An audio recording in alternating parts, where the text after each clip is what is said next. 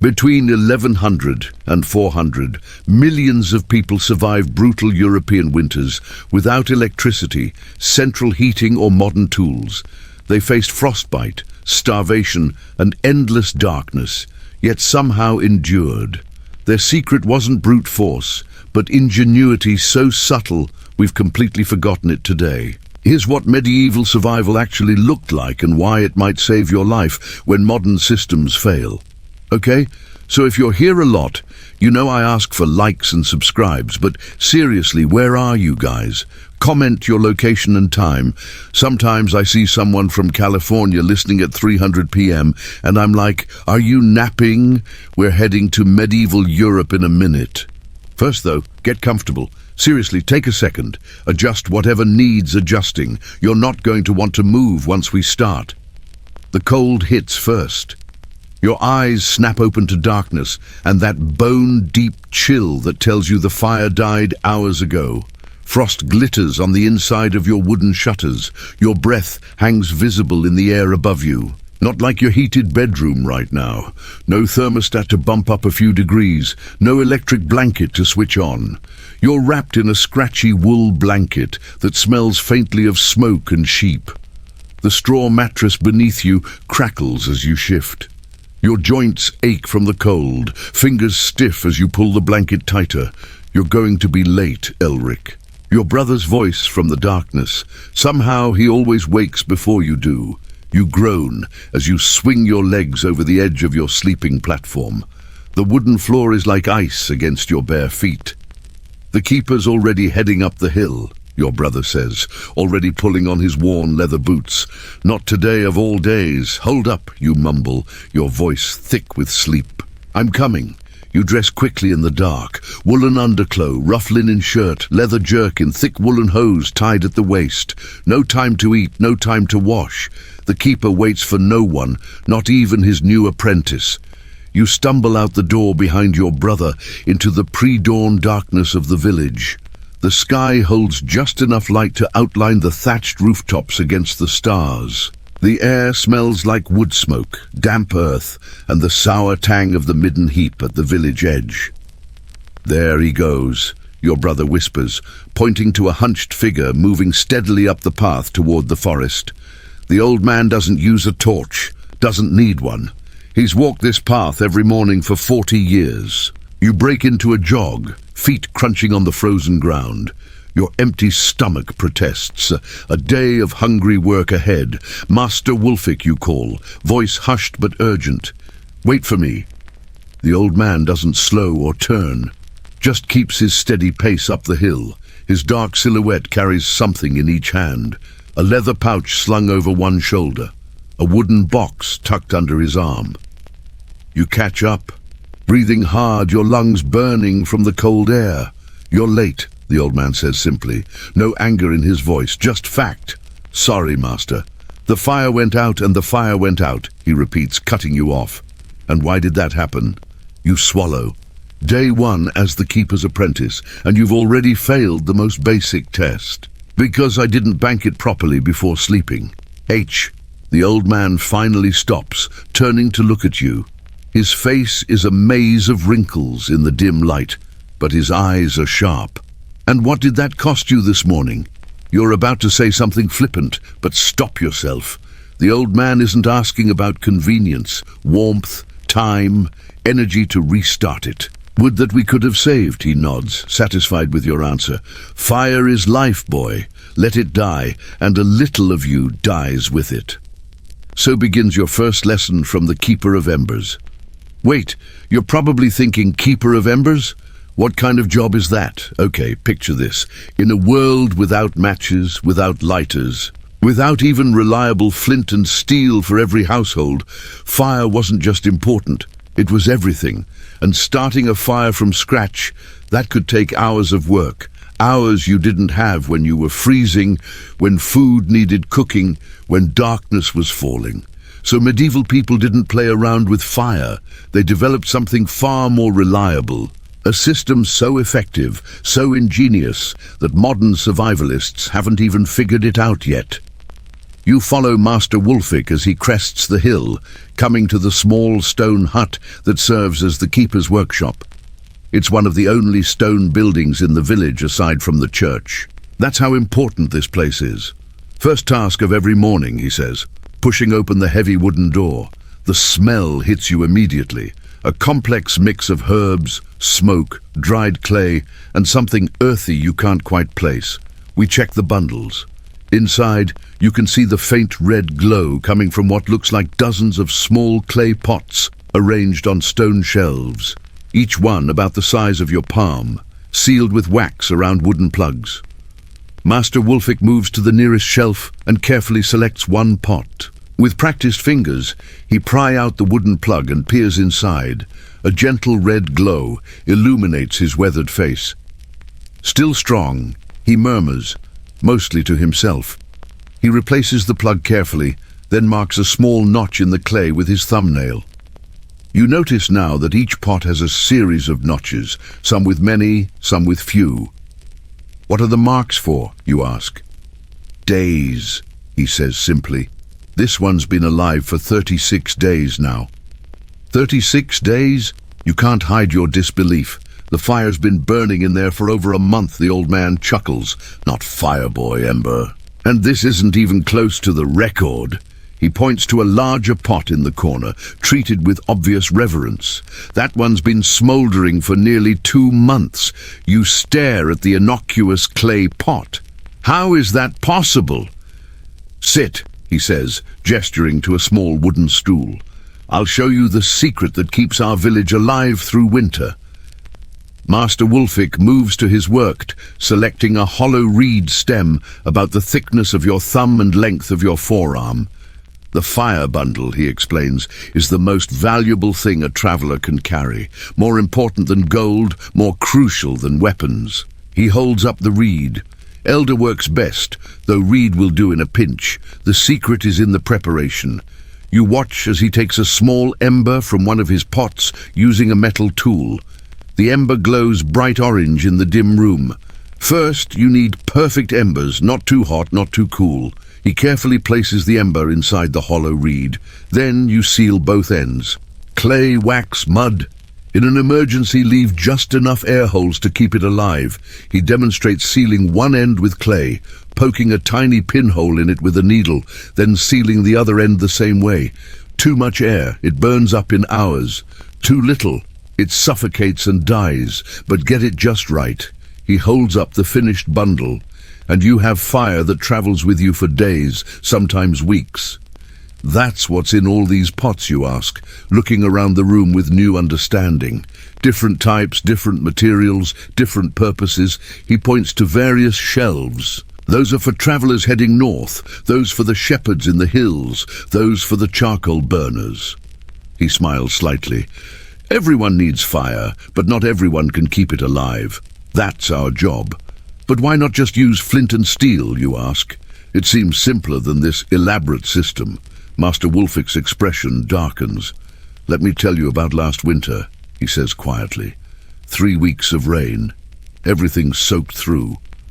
The Oswald family tried for 2 days to strike a spark that would catch. Their youngest little girl, couldn't have been more than 4, died of cold before they managed it. The room feels suddenly colder as his words sink in. With a fire bundle, he continues, they would have had flame in seconds. No matter the weather, no matter how wet the wood, the ember inside stays protected, stays dry. He places a hand on your shoulder. We don't just keep fire, boy. We keep people alive. Outside, the sun finally breaks over the horizon, casting long shadows through the workshop's small window. The travellers will be coming soon, Master Wolfick says, moving toward a large wooden chest in the corner. They'll need fresh bundles for their journey. He opens the chest, revealing dozens of leather pouches and small wooden containers. Each traveller gets what they need based on their journey. Short trip, small bundle, long journey, multiple bundles to rotate. You move to help him, still marveling at the system's elegance. No batteries to run out, no fuel to carry, just patient preservation of an existing flame.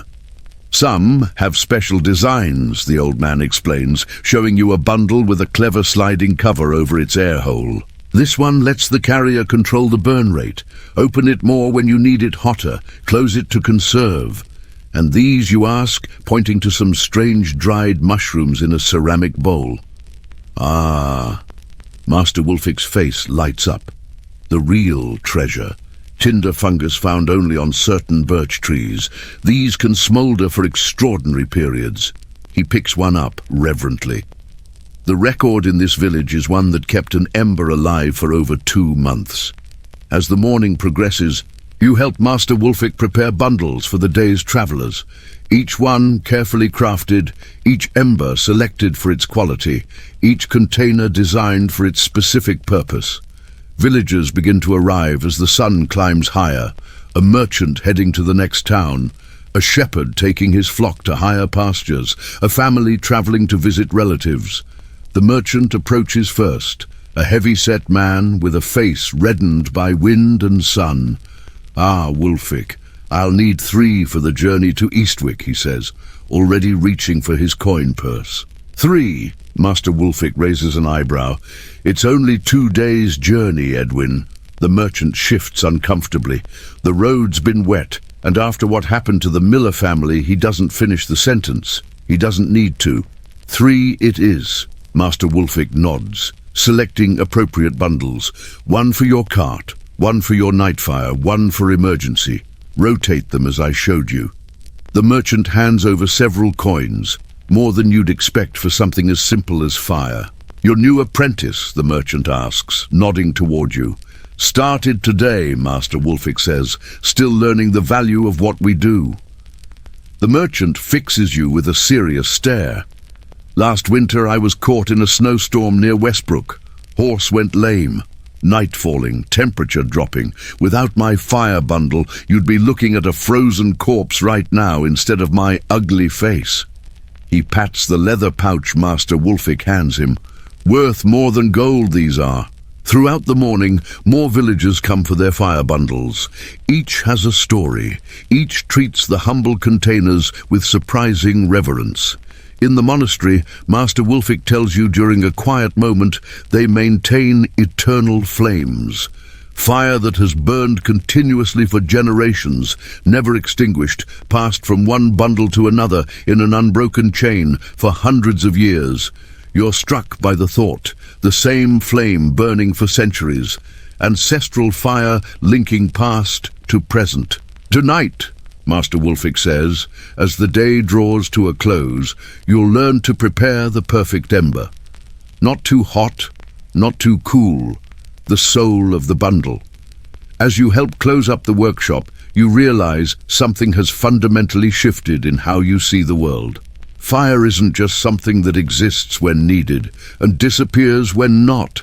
It's a living resource, a companion that must be nurtured, protected, respected.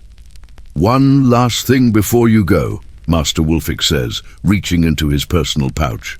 He pulls out a small wooden container, beautifully carved with symbols you don't recognize. He hands it to you. Inside is a perfectly prepared fire bundle. Your first. "Never let your home fire go out again," he says quietly. "This one will last a week if you're careful. Bring it back when it weakens, and I'll show you how to transfer the ember." You clutch the container carefully, feeling its slight warmth against your palm. Inside this humble reed is something precious. Not just heat or light, but security, survival, life itself. As you walk back down the hill toward your family's hut, the weight of the container in your hand feels significant. You're carrying more than fire.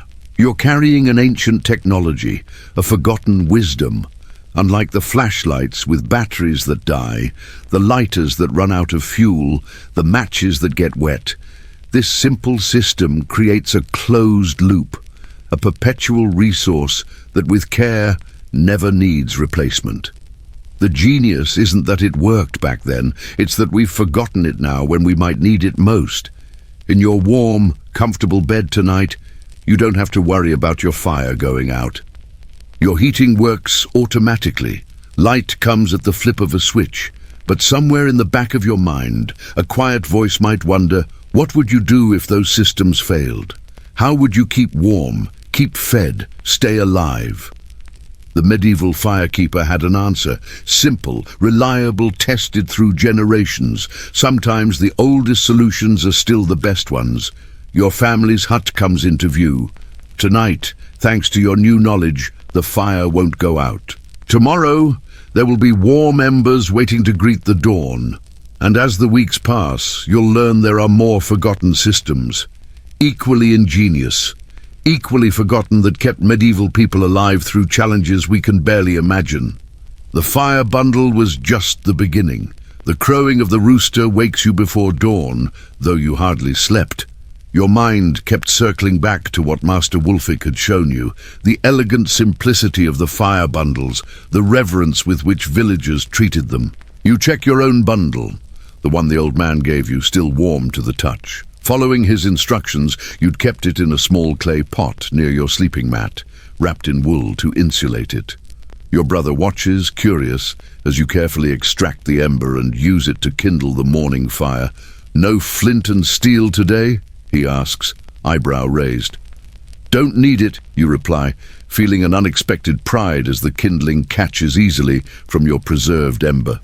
Within moments, flames dance in the hearth, no struggling with damp wood or failed sparks. Just reliable fire exactly when needed. "The hedge wavers are coming today," your brother says, warming his hands by the newborn flames. "Father says we're to help." Your stomach tightens a little. The hedge weavers. Everyone knows their importance to the village, but their work is mysterious, secretive. "What about my training with Master Wolfick?" you ask. He's the one who requested you join them, said something about you needing to understand all the village systems. After a quick breakfast of hard bread and thin ale, you make your way to the village edge. The morning mist still clings to the fields, but you can see a group of men and women gathering by the northern boundary, carrying an assortment of tools, billhooks, saws, large wooden mallets, coils of flexible willow branches. Master Wolfick is among them, talking with an imposing woman whose silver-streaked hair is braided tightly against her head. "Ah, there he is," Wolfick says as you approach. "Elrich, this is Mistress Edith, Master of the Hedge Weavers." The woman studies you with sharp eyes. No warmth in her face, just assessment. "You've never helped with the living wool before?" she asks. "No, mistress, but you know its importance." You hesitate. Everyone knows the hedge wall surrounds the village, but beyond that, it keeps wild animals out. A ripple of laughter moves through the gathered workers. Mistress Edith doesn't smile. "It does a great deal more than that, boy. Come today. You learn what truly protects this village, and it's not the Lord's men or their steel." The group moves toward the northern edge of the village, where the massive hedgerow stands like a green fortress wall. You've seen it your entire life, of course, but never really looked at it. Now approaching with purpose, you're struck by its size and density. Easily 15 ft high, in places so thick you can't see through it. "This section needs maintenance," Mistress Edith explains, pointing to an area where the growth seems particularly wild. "It was last laid 4 years ago." "All laid, you ask?" She hands you a pair of thick leather gloves. "Watch first, then you'll help." 2 men approach a young tree growing within the hedge, a hawthorn with a trunk about as thick as your wrist. Using a billhook, one man makes a deep cut into the trunk about 2 ft from the ground, not enough to fell the tree, but enough to weaken it. "The cut must be precise," Mistress Edith explains. "Too deep, and the tree dies. Too shallow, and it won't bend properly." With the cut made, both men grasp the trunk and slowly, carefully bend it horizontal, parallel to the ground. You expect it to snap, but the partial cut allows it to bend without breaking completely. "This is hedge laying," she continues. "We partially cut the living trees and bend them horizontally. As they heal, they'll grow both upward and outward, creating a living wall that can't be easily cut or burned. You watch in fascination as the men secure the bent tree using wooden stakes. The hawthorn now forms a living barrier about waist-high. "Your turn," Mistress Edith says, pointing to another young tree. Under her watchful eye, you make your cut. Too shallow at first, and she has you deepen it slightly. The sensation of bending the living tree is strange. There's resistance, a tension that feels like the tree is fighting back until suddenly it gives way and lays horizontal. "Good," she nods. "Now you understand the basic technique, but this is just the beginning of what the living wool does for us. Throughout the morning you work alongside the hedge weavers. It's harder labor than you expected, and your hands blister despite the gloves. But slowly you begin to see the genius of the system. Notice what we plant where." Mistress Edith says during a brief rest. She points to different sections of the hedge. Hawthorn and blackthorn provide the structure with their thorns, creating an impenetrable barrier. She's right. The thorns on these trees are vicious, some nearly 2 in long and sharp as needles. But look closer. What else do you see woven among them? You peer into the dense growth and begin to notice what you'd overlooked before. Apple and pear trees carefully grafted and woven into the structure. Wild plums, hazelnuts, berries of all kinds. The hedge feeds us, you realize aloud. Mistress Edith nods. A well-maintained hedge provides fruit from spring through autumn. During the famine 3 years ago, these berries kept children from starving. One of the older workers, a man with a heavily lined face, chimes in. "My grandfather said in the great hunger of his youth, half the village survived on hedge fruit when the crops failed." And look here. Mistress Edith guides you to another section. Elder, willow, yarrow, comfrey, all with medicinal properties.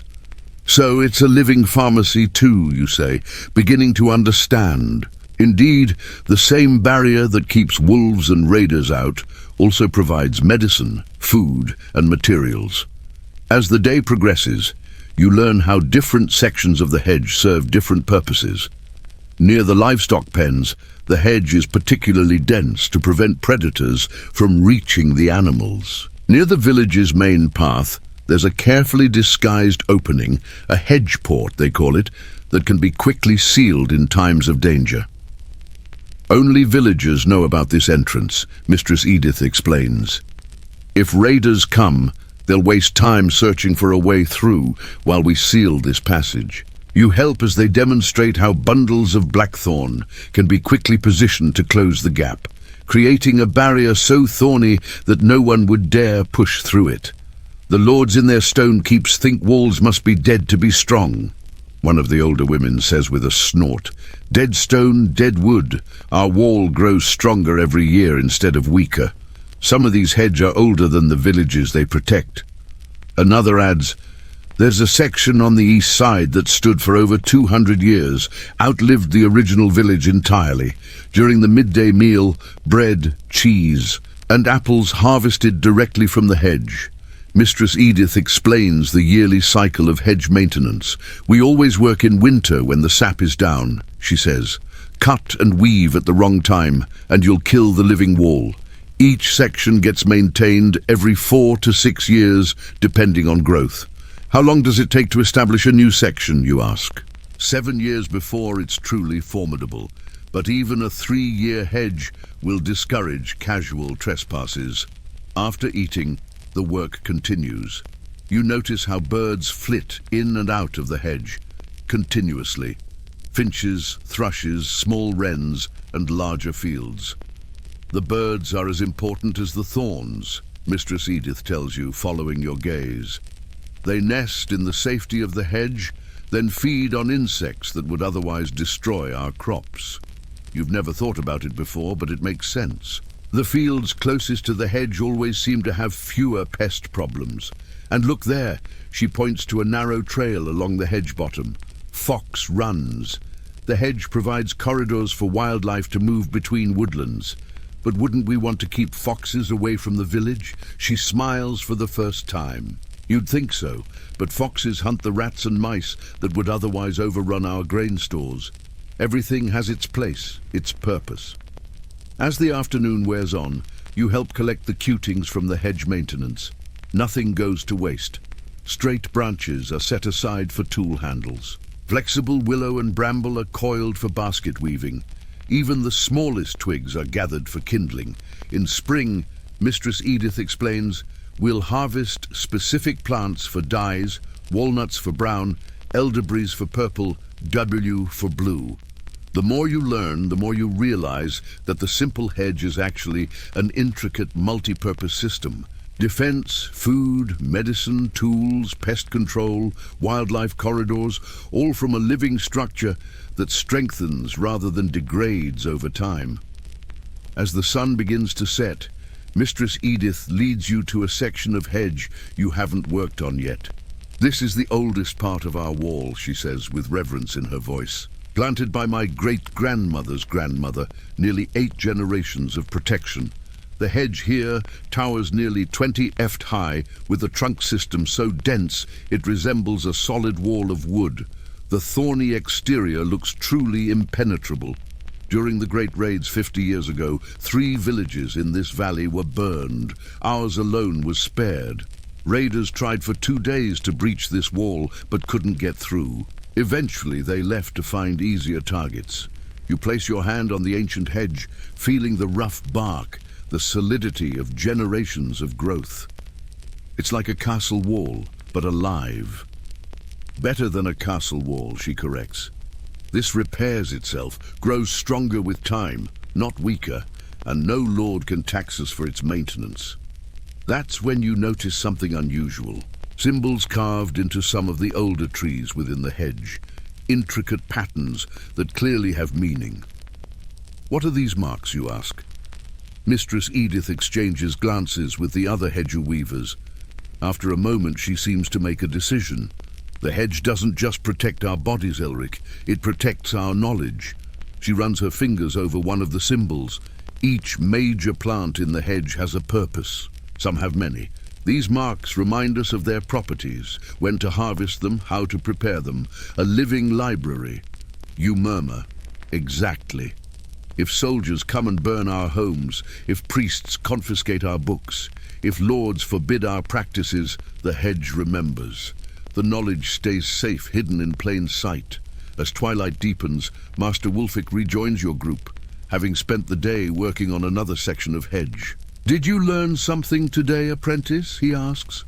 More than I expected, you admit. I've lived with this hedge my entire life and never understood what it truly was. He nods, satisfied. The best protections are often the ones no one recognizes as protections. Remember that. Before you leave, Mistress Edith hands you a small bundle of hedge cutings. Plant these along the north side of your family's hut, she instructs. In 3 years, you'll have a small food hedge of your own. In 7, it will protect your home as effectively as any guard. You take the bundle carefully. Seeds and cutings of hawthorn, blackthorn, elder, hazel, and crabapple. The beginnings of your own living wall. Thank you, you say. Understanding this is more valuable than it appears. One more thing before you go, she says, her voice lowering. The great storm last autumn damaged the eastern section badly.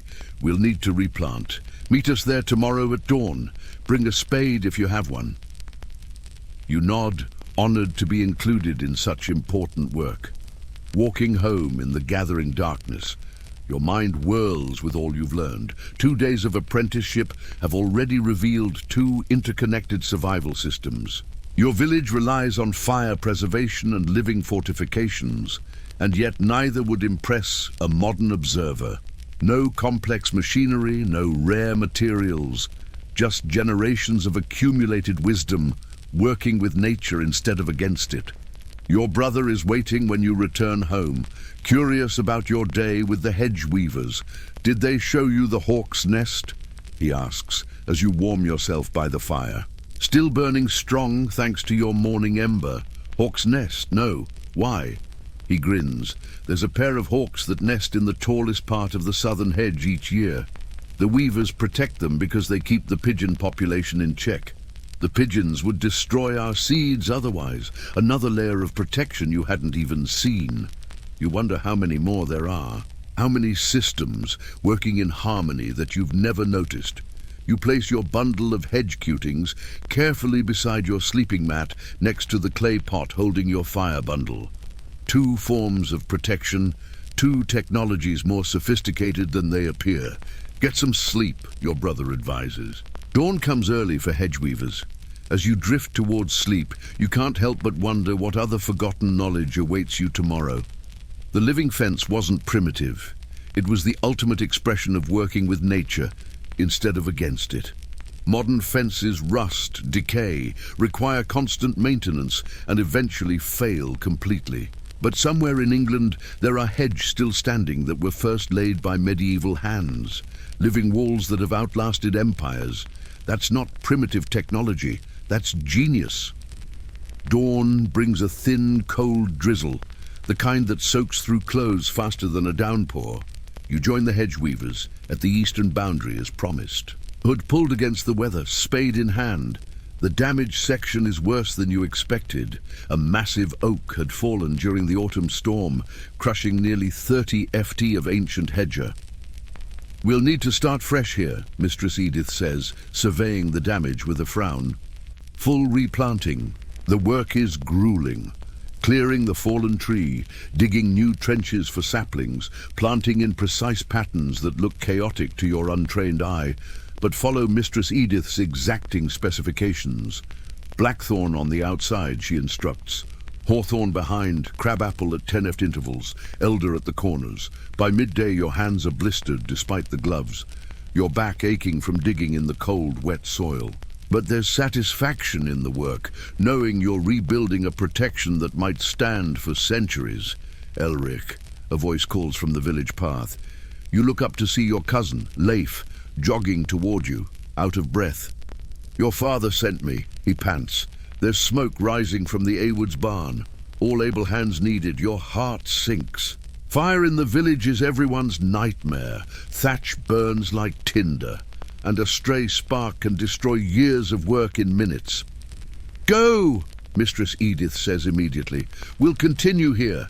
You drop your tools and run with Leif back toward the village centre, expecting to see flames, hear shouts of panic. Instead, you find a small crowd gathered calmly around the Ewood's barn. Thick smoke rises from the roof vents, but there's no urgency in people's movements. Your father spots you and waves you over. Not a fire, he explains, seeing your confused expression. It's smoking day. The Awoods are doing their winter preservation. They requested help. Relief washes over you, followed by curiosity. You've eaten smoked meat your entire life, but never participated in its making. Go in and see if they need an extra pair of hands, your father suggests. Good knowledge to have. You approach the heavy wooden door of the barn. When you pull it open, a wall of fragrant smoke billows out, making your eyes water. Through the haze, you see Goodwife Awood, a stout woman known for her practical knowledge, directing several people hanging items from the barn's upper beams. Ah, another helper, she says, noticing you. Good. We need strong arms. Come in. Come in. Stepping into the smoke barn is like entering another world. The light filters through the haze in strange patterns, creating an otherworldly glow. Your eyes sting at first, but you quickly adjust. What surprises you most is what's being smoked. You expected to see meat, hams, bacon, perhaps some fish. And yes, those are here hanging from the highest beams. But there's so much more. Take these up to the middle racks, Goodwife Allwood instructs, handing you several large cloth sacks. Not too high, mind you. That's for the meat only. The sacks are heavy, filled with what feels like grain. You raise your eyebrows in question. Barley, she confirms, and those over there are rye and wheat. The smoke keeps the weevils and moths away. You climb the wooden ladder to the middle level of the barn, where several horizontal poles create a series of racks. Following the instructions of another worker, you hang the sacks so they're fully exposed to the smoke, but not directly over the fire pits below. Why different heights, you ask the worker, a middle-aged man with a smoke-darkened face. Heat and smoke density, he explains. Meat needs the hottest smoke to kill rot. Grains need medium heat to drive off pests. Delicate things like herbs and medicines need the gentlest smoke. Looking up, you see the system now, a careful arrangement by height. Meat and fish at the top where smoke is hottest, grain sacks in the middle, and at your eye level, bundles of herbs, flowers, and what appear to be medicinal plants spread on wide, flat racks. Is this all from one family? You ask, surprised by the quantity. The man laughs. No, the whole village uses the Ewood smoke barn. They have the best setup, and Goodwife Awood knows the smoke better than anyone. Each family brings their goods on their assigned day.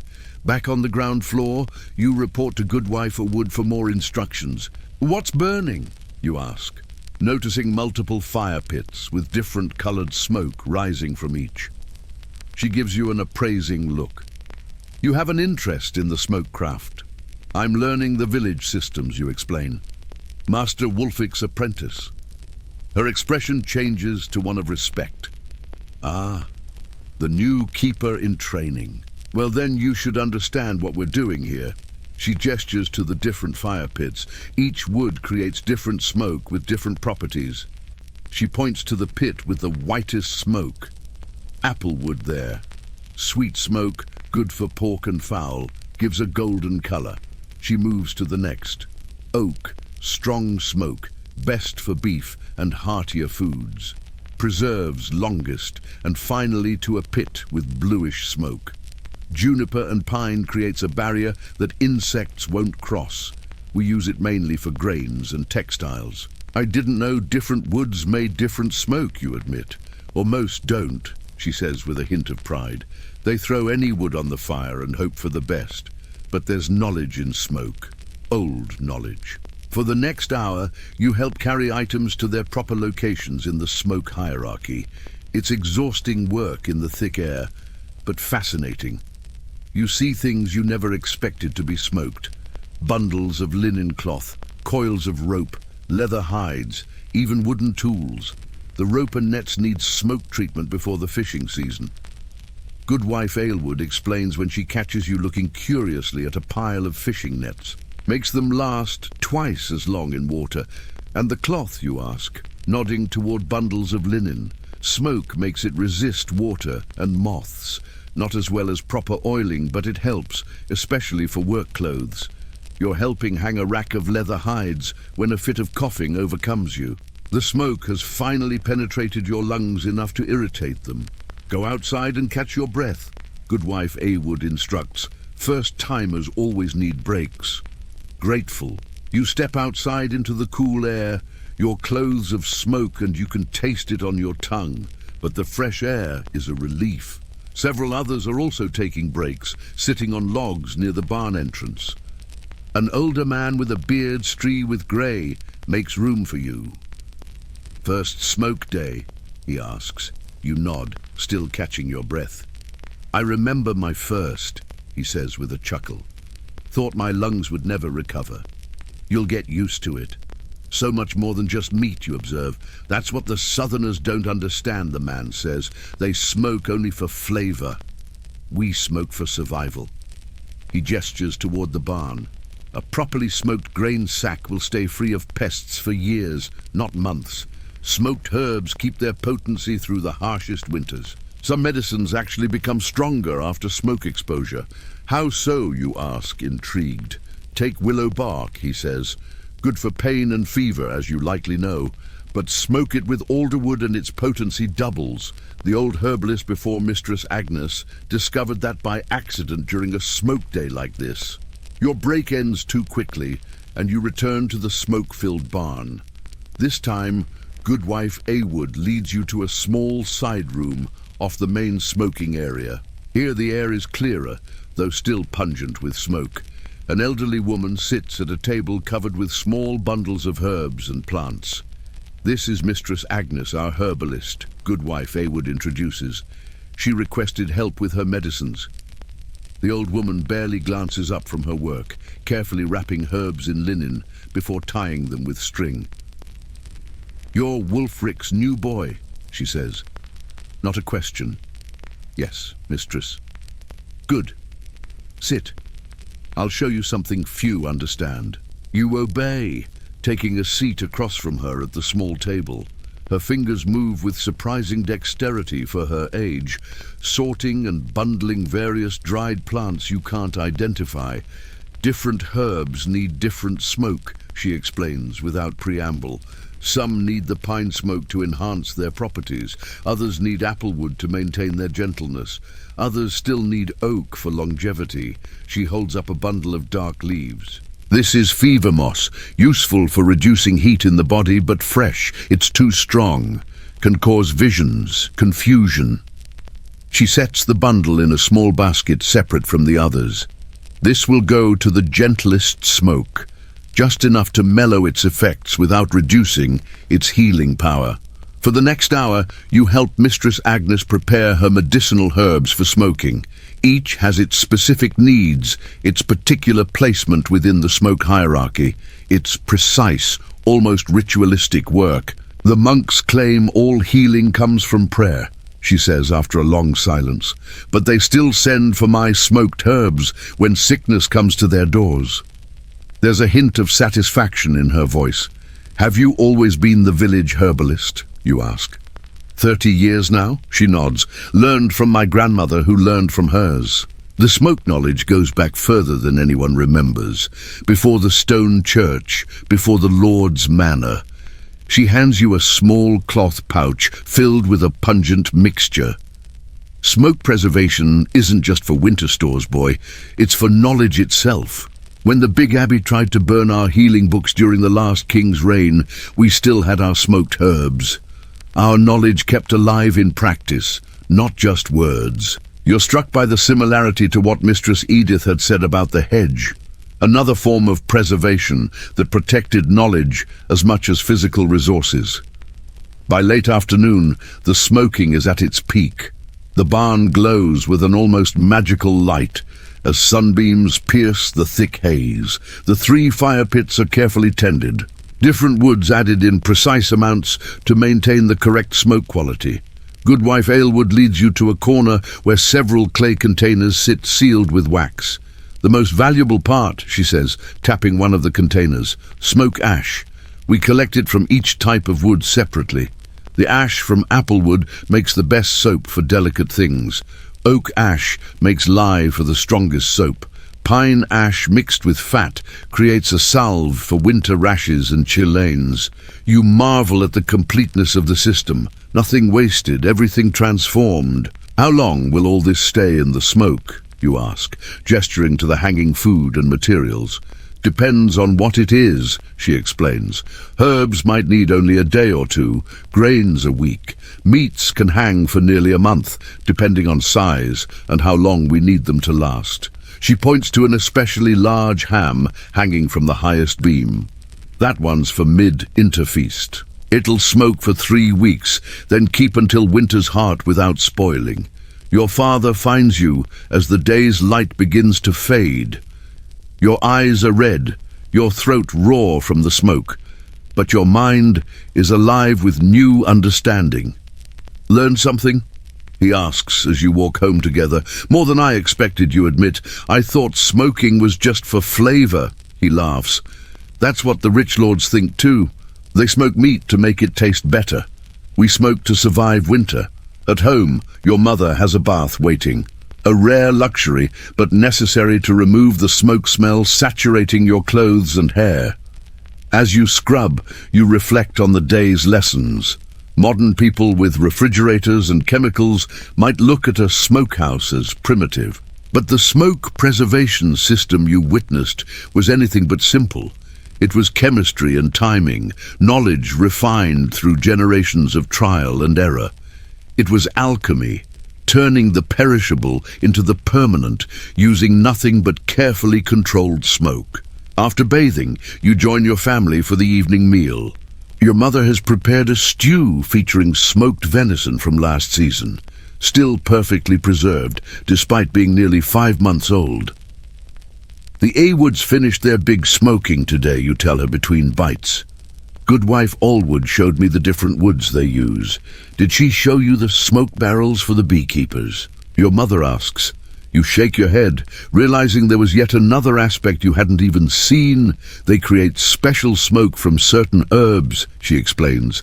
The beekeepers use it to calm the bees during honey collection, but it has to be exactly the right mixture or it harms the hive.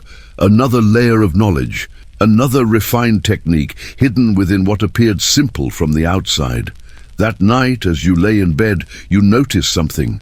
Your smoky clothes hanging by the door to air out have attracted no moths. The smell that clings to them despite your bath is keeping insects at bay, exactly as Goodwife Awood had explained. Protection and preservation, the common themes emerging from everything you're learning. Your fire bundle sits nearby, still safely preserving its ember. Tomorrow you'll need to return it to Master Wolfick to refresh it, just as he instructed. You wonder what new knowledge the old man will share next. 3 days into your apprenticeship, and already the world looks different. Systems and knowledge hidden in plain sight. Survival techniques refined over centuries. Not primitive technology, just different technology, perfect for its time. And perhaps you think, as you drift towards sleep, still perfect for times when modern methods fail. Morning comes with frozen dew and clear skies, a rare, cloudless day that promises little warmth despite the sunshine. You return your fire bundle to Master Wolfick as instructed, finding him already at work in his stone hut atop the hill. "How was your time with the hedge wavers and the smoking barn?" he asked, carefully examining your bundle. "Eye-opening, you admit. I never realized how complex those systems were." He nods, satisfied with both your answer and the condition of your fire bundle. Most don't. The best survival methods don't announce themselves as such. He sets your bundle aside and selects a fresh reed. "I'll prepare you a new one. Today you're to help Mistress Hildegard with her clay work." "The potter?" you ask, surprised. You know of her, of course. Every village needs someone skilled with clay. But you hadn't expected her work to be part of your apprenticeship. "She's more than just a potter," Master Wolfick corrects, already preparing a fresh ember for your bundle. She creates what some might call batteries. Batteries. The word is unfamiliar. Vessels that store things, he explains. Not just water or grain, but cold heat, even preservation itself. Go to her workshop by the creek. Tell her I sent you to learn about the cooling emporas. Armed with a fresh fire bundle and curiosity, you make your way down the hill toward the far side of the village, where Mistress Hildegard keeps her workshop. The building is distinctive, larger than most village huts, with a tall kiln chimney rising from its rear. Clay pots, jars, and vessels of all sizes surround it in various stages of completion. You find the mistress herself working a large mass of grey clay with strong, weathered hands. She's older than you expected, with grey, stray hair tied back in a practical knot. But her movements show no sign of Ag's weakness. "Master Wolfick sent me," you explain after introducing yourself to learn about cooling emporas. She studies you for a moment, then nods decisively. "About time he sent someone. Knowledge doesn't preserve itself." She gestures to a wooden stool. "Sit. Watch first, then help." For the next hour, you observe as she works the clay with practiced precision. Unlike regular pots with single walls, she crafts vessels with double walls, an inner and outer chamber separated by a small gap. "The cooling empora," she explains while working, "is older than the village, older than the church. My grandmother's grandmother made them the same way." Her hands never stop moving as she speaks, expertly forming the complex vessel. "The principle is simple," she continues, "but the execution must be precise." She points to the gap between the vessel walls. This space will be filled with wet sand. As water evaporates through the porous outer clay, it pulls heat from the inner chamber, creating cooling without ice. You realize aloud, "Exactly." She looks pleased at your quick understanding. In high summer, when the well water turns tepid by midday, these keep drinking water cool and sweet. Milk stays fresh an extra day. Meat doesn't spoil as quickly. She finishes shaping the vessel and sets it carefully on a shelf to dry slightly before firing. Then she selects another partially completed vessel, this one with a different design. This, she says, is for the opposite purpose, a heat battery. The vessel is smaller and denser with thicker walls and a narrow opening at the top. The clay here is special, she explains, tapping the half-formed vessel, mixed with crushed stone and iron filings from the blacksmith's forge. It absorbs heat during firing, then releases it slowly over many hours, like a stone that stays warm after sitting near the fire. You suggest similar, but much more effective. These can be heated in the morning fire, wrapped in wool, and carried to keep hands warm all day. Shepherds take them on winter watches. Travelers tuck them into bedrolls on cold nights. You think about the practical genius of such a simple object. No need for constant fire, no danger of sparks or flame, just steady, reliable warmth when and where it's needed most. But the most sophisticated, Mistress Hildegard continues, are the preservation chambers. She points to a row of sealed clay vessels on a high shelf. Each is marked with symbols you don't recognize. These create microclimates for storing seeds, certain medicines, even the starter for bread. She selects one and hands it to you. It's heavier than it looks, sealed with wax around its lid. This one preserves parsnip seeds, she explains. Normally they lose their vigor after a year, but properly sealed in a chamber like this, with the right mixture of ash and dried herbs inside, they'll remain viable for 5 years or more. You turn the vessel in your hands, noting the careful craftsmanship. How is this different from just a sealed jar? Everything is in the details, she says, taking it back from you. The parasity of the clay. It must breathe just enough but not too much. The mixture inside creates the perfect environment for those specific seeds. Too dry, they die. Too damp, they rot or sprout prematurely. She replaces the vessel on its shelf and gestures for you to follow her outside. Behind her workshop stands a structure you hadn't noticed before, a small, partially underground room built into the hillside. The thick door bears the same symbols you saw on the preservation vessels. The seed bank, she explains, unlocking the heavy door with a key she wears around her neck.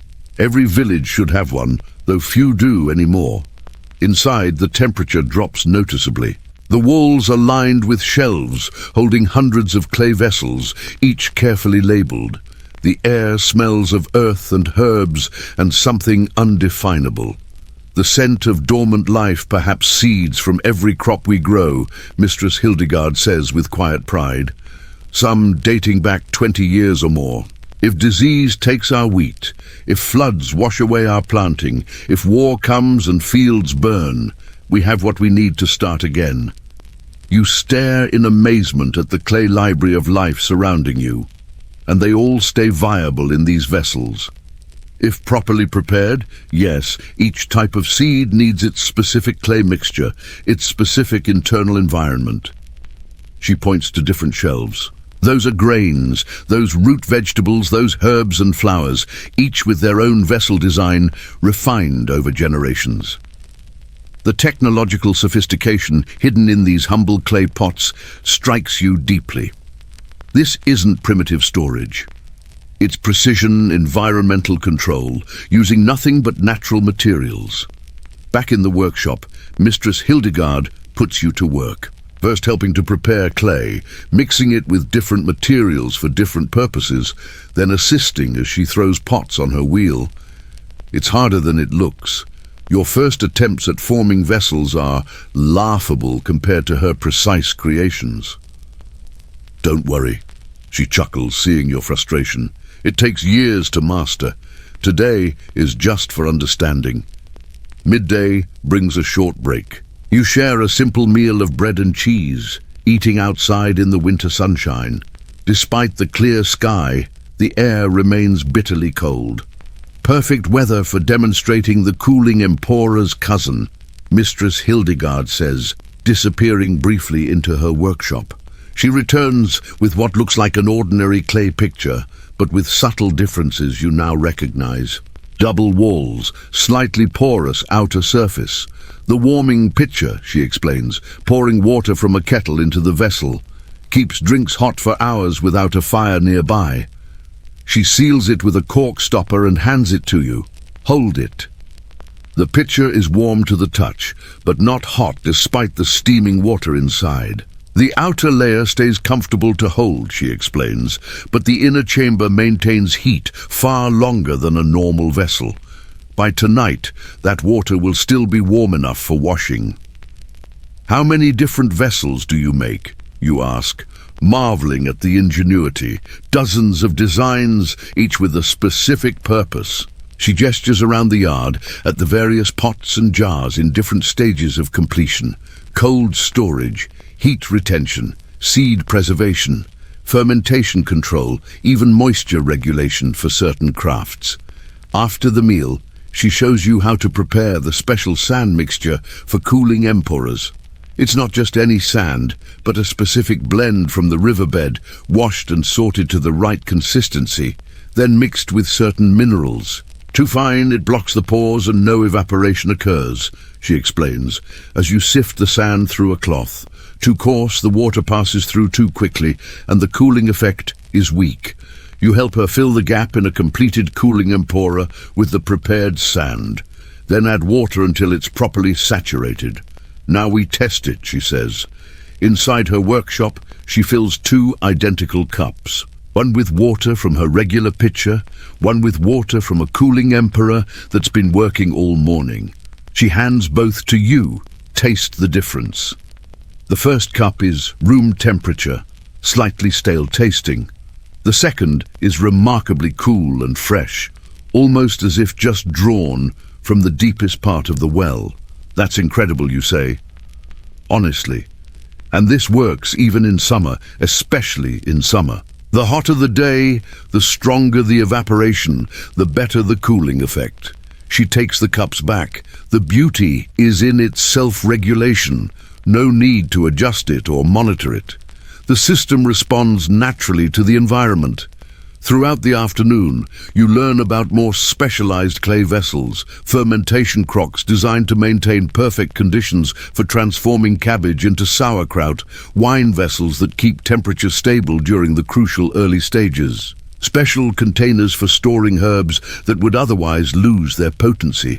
The most complex are these, Mistress Hildegard says, showing you a set of interlocking vessels, the nested preservation system used for our most valuable medicines. The design is ingenious, a small central container for the medicine itself, surrounded by a chamber filled with specific herbs and minerals, all encased in a water-resistant outer vessel. Each layer creates the precise conditions needed, she explains. The monastery pays handsomely for these to store their most precious remedies. As the light begins to fade, Mistress Hildegard shows you to a corner of her workshop where a large clay disc nearly the size of a millstone sits near the kiln. The night warmer, she says, instructing you to help her move it closer to the quay's outer wall. We'll heat it now while the kiln still burns hot from today's firing. Tonight, it will radiate warmth for hours after the fire dies. Together, you position the massive clay disc where it can absorb heat from the kiln. You notice it's a special formulation, darker and denser than her other clay works. Special clay mixed with iron stone, she explains. Seeing your curiosity, it holds heat longer than any other material I found. The sun has nearly set by the time you finish helping around the workshop. Mistress Hildegard hands you a small clay vessel, similar to the heat batteries she showed you earlier, but sized to fit in a pocket. For your walk home, she says, I heated it in the kiln. It should stay warm for at least 2 hours. You thank her and tuck the warm vessel into your pocket. The heat radiates through your clothing, a surprising comfort against the biting evening cold. Come back in 3 days, she instructs. We'll be firing the cooling emperas, and I could use an extra pair of hands walking home in the gathering darkness. You marvel at how something as simple as clay could be transformed into such sophisticated technology. Your pocket warmer still radiates heat against your side, a constant comfort in the freezing evening. At home, you find your family huddled near the hearth. Winter nights are always difficult. The fire can't warm the entire hut, and sleeping areas further from the hearth can be bitterly cold. What's that? Your brother asks you pull the pocket warmer from your clothing. Heat battery, you explain, handing it to him. His eyes widen at the warmth radiating from the small clay vessel. From the potter, he asks. Mistress Hildegard, you correct. And she's far more than just a potter. Your father examines the heat battery with interest. I've seen travelers with these, but never knew how they were made. They're just one type, you explain, finding yourself eager to share what you've learned. She makes cooling vessels too, double-walled with wet sand between and preservation chambers for seeds and medicines. As you describe the various clay technologies, you realize how many of them you've seen around the village without recognizing their significance. The water pitcher that keeps the miller's drinking water cool even on harvest days. The vessels the herbalist uses for her most valuable medicines. The warming stones the baker tucks into bread deliveries on cold mornings. Hidden technology hiding in plain sight. That night, you place your pocket warmer at the foot of your sleeping mat before getting under the blankets. The gentle heat warms your perpetually cold feet. A small luxury you've never experienced before. Such a simple thing, yet so effective. As you drift towards sleep, your mind returns to Mistress Hildegard's seed bank. Those humble clay vessels preserving life through winter, through drought, through disaster, ensuring survival, not just for one season, but for generations to come. Modern storage depends on plastic, on refrigeration, on technology that inevitably fails. But these clay technologies, they could work forever, created from the earth itself, not primitive at all, just perfectly adapted for their purpose. Morning arrives with the soft patter of rain against the thatch. The gentle sound would normally lull you back to sleep, but today there's urgency in the household. Your father's boots have sprung a leak. A disaster in winter when dry feet can mean the difference between health and sickness. They're my only good pair, he mutters, examining the cracked leather with a frown. Water from yesterday's work in the fields has seeped through, leaving the leather stiff and damaged. Can't afford new ones before spring. Your mother glances at you over her breakfast porridge. Didn't you say Master Wolfick was teaching you the village systems? Perhaps he knows someone who could help. You think about the knowledge you've gained over the past few days. Firekeeping, hedge weaving, smoke preservation, clay crafting, but nothing specifically about leather repair. Still, Master Wolfick would know who to ask. The morning rain has settled into a steady drizzle by the time you reach Master Wolfick's hut on the hill. You find him sorting through a collection of dried plants, carefully separating leaves from stems. Father's boots are leaking, you explain after greeting him. We can't afford new ones. Is there someone in the village who could help? Master Wolfick sets aside his work and considers for a moment. Interesting timing. Goodwife Marta begins her waterproofing work today. The hunting party returns tomorrow and their gear will need treatment. He nods decisively. Go to the tanner's yard. Tell Marta I sent you to learn about friction glaze. The tanner's yard sits downwind of the village for good reason. The process of turning animal hides into usable leather produces smells that turn stomachs. But today, as you approach, the usual stench is masked by a different scent. Sharp, rainous, almost pleasant. You find Goodwife Marta working in an open-sided shed adjacent to the main tanning area. She's a sturdy woman with muscular arms and hands stained dark from years of working with tanning agents. 3 large pots bubble over small fires, each emitting a different colored steam and distinct smell. Several village children help with simple tasks, stirring pots, sorting materials, carrying water. Unlike the main tanning work, this seems to be a process villagers are eager to assist with. Master Wolfick sent me, you explain, approaching Goodwife Marta to learn about friction glaze. My father's boots are leaking. She looks you up and down, then nods. Wolfick's new apprentice heard about you. She wipes her hands on her apron. Boots are easy enough. We'll do them last after you've learned the process. She gestures to the bubbling pots. Friction glaze is all about the right ingredients and proper application. Nothing else works as well for keeping water out while letting sweat escape. She taps the largest pot. This is the base, pine resin collected last spring when the sap runs strongest. Rendered animal fat from last month's slaughtering beeswax from the summer hives.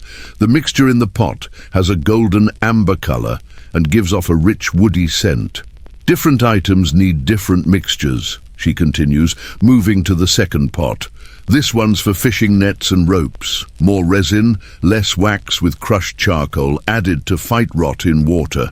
The second mixture is darker, almost black. The third pot contains a paler, more translucent substance, and this is for finer leathers and cloth, lighter with more beeswax for flexibility. A village man approaches with a heavy woolen cloak draped over his arm. For the hunting trip tomorrow, he explains, handing it to good wife Marta. Needs fresh treatment. Perfect timing, she tells you. You can learn on Oswald's cloak. She turns to the man. Come back before sundown. It should be ready by then. After he leaves, good wife Marta spreads the cloak on a large wooden table. Though clean, the wool shows signs of wear with thin spots at the shoulders and elbows. First, we check for repairs needed, she explains, carefully examining the garment. Finding a small tear near the hem, she quickly stitches it with waxed thread. Always repair before waterproofing, otherwise the water finds the weakness. With the cloak prepared, she moves to the first pot and uses a wooden paddle to scoop some of the amber mixture into a shallow bowl. It has cooled enough to form a thick paste. Or now, she says, scooping a generous dollop onto her palm. The secret isn't just the mixture, it's the application. She hands you a smaller amount. Rub it between your palms until you feel the heat build. You follow her instructions, working the waxy substance between your hands. Initially stiff and resistant, it gradually softens as the friction warms it. Feel that? She asks. The heat is essential. It opens the fibers, allows the mixture to penetrate rather than just coat the surface. Once the paste has warmed sufficiently, she begins applying it to the cloak with vigorous circular motions. The pressure of her hands is substantial. This isn't gentle treatment, but forceful working of the material. Many people make the mistake of just smearing it on top, she explains, her strong arms never ceasing their motion.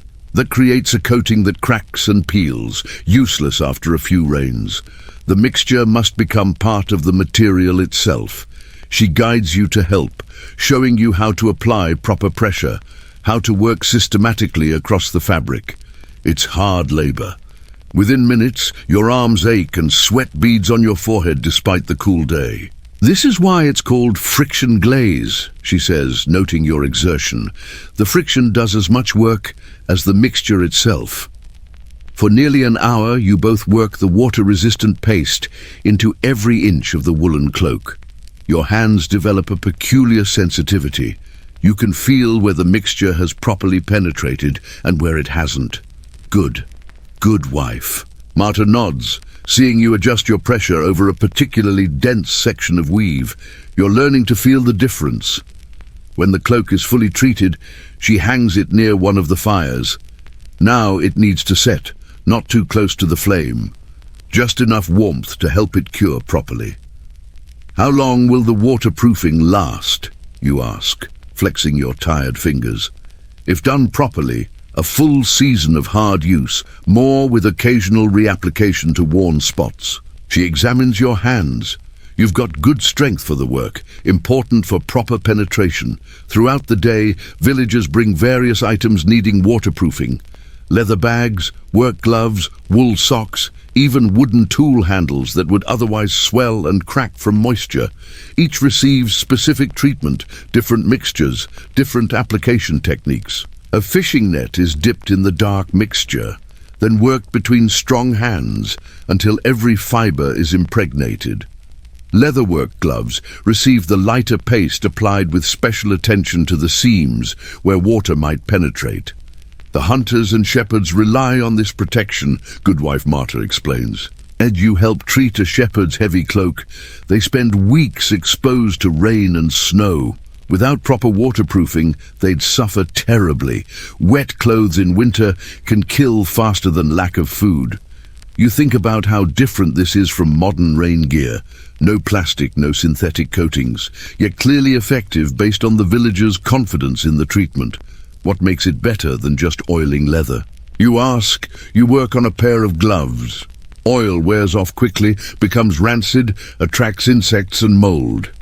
She shakes her head dismissively, and it doesn't work at all for wool or linen. The friction glaze forms a bond with the material, becomes part of it rather than just sitting on top. She points to a cloak hanging to cure. And unlike oil, it lets the body's moisture escape. You won't get soaked from your own sweat trapped inside. By midday, your arms feel like lead from the constant friction work, but you've developed a rhythm to the process. Each new item presents its own challenges. Dense wool requires more pressure. Thin linen needs gentler but more persistent treatment. Leather needs special attention at stress points. A young woman arrives with a small wooden cradle for my sister's new baby, she explains. The roof leaks near where she sleeps. Goodwife Marta selects yet another mixture, this one with a different scent, sweeter and lighter for the baby things, she explains to you. No pine resin, which can irritate delicate skin. We use birch instead, with extra beeswax. The application process is the same. Persistent friction until the mixture penetrates the wood. This will protect the cradle from drips without bringing harsh smells to the baby's bed. Goodwife Marta explains, as the afternoon progresses, you notice how Goodwife Marta adjusts her mixtures for different purposes. Some items receive additional ingredients, crushed charcoal for items exposed to strong sunlight. Certain herbs mixed in to repel insects, fine mineral powder for flexibility in extreme cold. The forest provides everything we need, she tells you, while preparing a fresh batch. Pine for general waterproofing, spruce for items that need flexibility in cold, birch for items touching skin. She points to various containers of collected resins. Each has its properties, its purpose. You help collect fresh rainwater in buckets placed outside the shed's overhang. This water, she explains, is used to test the waterproofing. The best way to know if the treatment worked, she says, taking the now cured shepherd's cloak down from its hanging place, she pours water over the wool. Instead of soaking in, the droplets bead beautifully on the surface, rolling off without leaving a trace of dampness behind. Perfect. She nods with satisfaction. That will keep Cedric dry even in the worst mountain storms. Late in the day, a grizzled old hunter arrives with an assortment of leather goods, a quiver, knife sheaths, and a weather-beaten hunting bag. The eastern forests are flooded this season, he explains. We'll be winging through swamp for days. Need the best you've got, Marta. She selects ingredients with particular care for his equipment, creating a mixture you haven't seen used yet, darker with a greenish tint. Special blend, she tells you quietly as the hunter steps outside for a moment. With added moss extract for disguising human scent makes him harder for animals to detect downwind.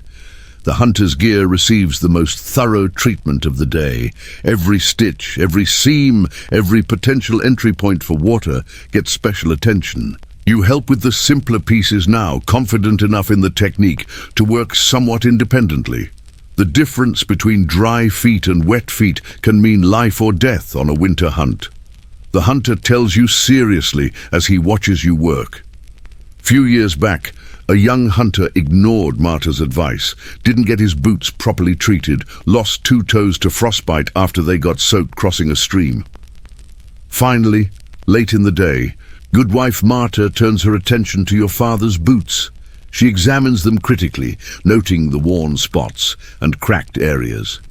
These needed treatment months ago, she scolds mildly, but we can still save them. She selects ingredients carefully, creating a custom mixture for the damaged leather. First, she has you clean the boots thoroughly with a damp cloth, removing all dirt and old flaking waterproofing. Now watch closely, she instructs. You'll need to do this for your family in the future. Her technique for the boots is slightly different.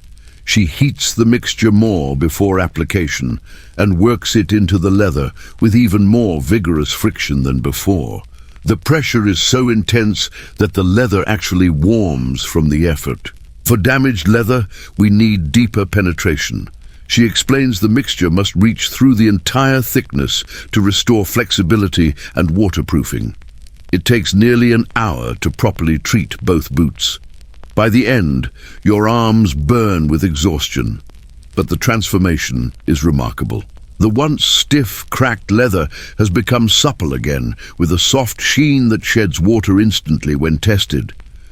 They'll need a second treatment in a fortnight, good wife, Marta says, setting the boots near the fire to cure. But this will keep them waterproof through the worst of winter if he's careful. As the day's work winds down, villagers return to collect their treated items. Each person tests their goods with the rainwater, nodding with satisfaction as droplets roll off instead of soaking in. You notice how each treated item maintains its original properties. Wool still feels like wool, leather like leather, but with the added resistance to water. Unlike modern plastic coatings that change how a material feels, this treatment enhances without fundamentally altering. One last thing before you go, good wife Marta says, as you prepare to leave with your father's boots. She hands you a small clay pot with a tightly fitted lid. Inside is a portion of the waterproofing mixture for emergency repairs, she explains. If the boots begin to leak again before spring, warm this between your hands and work it into the problem area. Not as good as a proper treatment, but it will get him through until you can bring them back. You thank her and carefully pack the precious mixture in your bag alongside the boots. Come back when you have time, she adds. There's more to learn about protection from the elements, different mixtures for different seasons. Spring treatments need to repel insects as well as rain. Summer treatments need to allow more cooling. Winter treatments need more flexibility in extreme cold. Walking home as the day fades, you marvel at the sophistication of what you've learned. To an outsider, it might look like simply rubbing wax onto fabric, but you now understand the precise combinations, the specific application techniques, the careful curing process that turns simple ingredients into exceptional protection. Your modern rain jacket waiting in your closet in 2025 will eventually degrade its synthetic waterproofing, failing after a few years. But the friction glaze system you've just learned has worked reliably for centuries, using only materials found in any forest. At home, your father examines his transformed boots with amazement.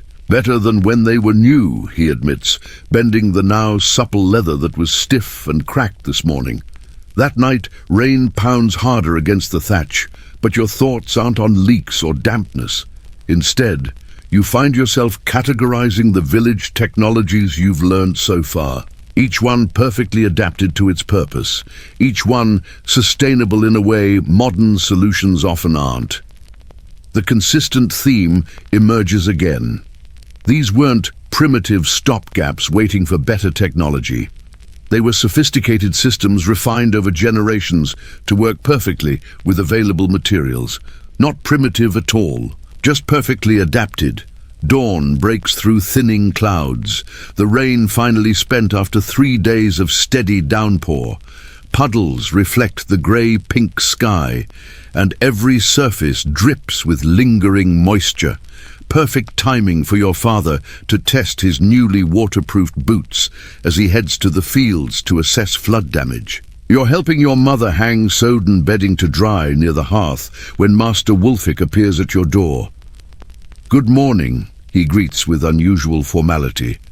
"I've come to ask a favor." Your mother raises her eyebrows. The old keeper rarely makes personal requests. "My sister's son is ill in Oakwick," he explains. "I've prepared medicines, but I can't make the journey myself. My knees won't handle the forest paths after all this rain." He turns to you. Would you be willing to deliver them? It's a day's journey there and back if you move quickly. Your mother looks concerned. Oakwick, with the streams likely flooding and him going alone. Not alone, Master Wolfick assures her. He'll travel with Oldwin the forester. No one knows the woods better, especially after storms. You've heard of Oldwin. Everyone has. A solitary figure who spends more time in the forest than the village. Some call him strange, but all respect his unmatched knowledge of the wilderness. It would be good experience, Master Wolfick adds, for his training. Your mother reluctantly agrees, and within the hour you're prepared for the journey. Sturdy boots treated with Goodwife Martyr's waterproofing, a small pack with bread and cheese, and Master Wolfick's precious bundle of medicines wrapped in oiled cloth. You meet Oldwin at the village edge. He's older than you expected, grey, bearded and weathered, with eyes so pale they're almost colourless. He carries a simple staff and wears a cloak that's patched so extensively it's impossible to tell its original colour. "The boys ready?" he asks Master Wolfick, hardly glancing at you. He is, and willing to learn if you're willing to teach. Oldwin grunts non-committally. "We'll see." Rain stopped, but the forest will be treacherous. Streams high, paths washed out, mudslides on the ridge. "Which is why I asked for you," Master Wolfick says with surprising deference. "No one else would find the way today." Something unspoken passes between the two men. Oldwin nods once, then turns to you. "Keep up. Don't speak unless necessary. Listen when I tell you to listen." Without waiting for a response, he turns and strides toward the forest edge. You hurry after him, glancing back once to see Master Wolfick watching with an unreadable expression. The forest embraces you quickly, bare winter branches dripping overhead, undergrowth sodden and heavy. Oldwin moves with surprising speed for his age, following what seems to be a clear path to you, at least until it simply ends, disappearing into a tangle of shrubs. Without hesitation, Oldwin veers left, where you see no path at all. Yet as you follow, you realize he's tracking something invisible to your untrained eyes. An hour into the journey, you come to your first obstacle. A stream that's transformed into a rushing torrent, its banks overflowing with muddy water. The simple log bridge that normally spans it has been swept away. Oldwin stops, staring not at the water but upstream, his head tilted slightly. His eyes close for a moment, and you realize he's listening intently. After a long moment, he opens his eyes and turns to you. "We need to head upstream. About 200 paces there's a narrowing where we can cross." "How do you know?" you ask, seeing nothing but unbroken forest in that direction. Instead of answering, he taps his ear. "Listen, not to the water here, but to how it sounds further up." You try to focus past the immediate rush of the flooded stream. At first you hear nothing different, but then a subtle change in the water's voice, a higher pitch suggesting faster flow over a narrower channel. "I hear it," you say, surprised. The sound changes. Oldwin nods. The first hint of approval you've seen. Water talks, if you know how to listen. Every stream has its own voice. Every change in its course creates a different song. You follow him upstream, and sure enough, the flooded stream narrows between two rocky outcroppings, creating a spot where fallen trees have created a natural, if precarious, bridge. The forest changed in the storm, Oldwin explains as you carefully cross. Landmarks moved, paths washed away, but the sounds, those just transform. Learn to read them, and you're never truly lost. The journey continues, and you notice how often Oldwin stops to listen. Head tilted, eyes sometimes closed, absorbing information you can only guess at. He never consults the position of the sun or looks for moss on trees, those navigation techniques you've heard about. Instead, he seems to navigate entirely by sound. When you stop for a brief rest and a bite of bread, your curiosity finally overcomes his instruction for silence. How do you know which way to go just by listening? Oldwin considers you for a moment, perhaps deciding if the question merits an answer. Finally, he speaks. The forest isn't silent, it's constantly telling you where you are.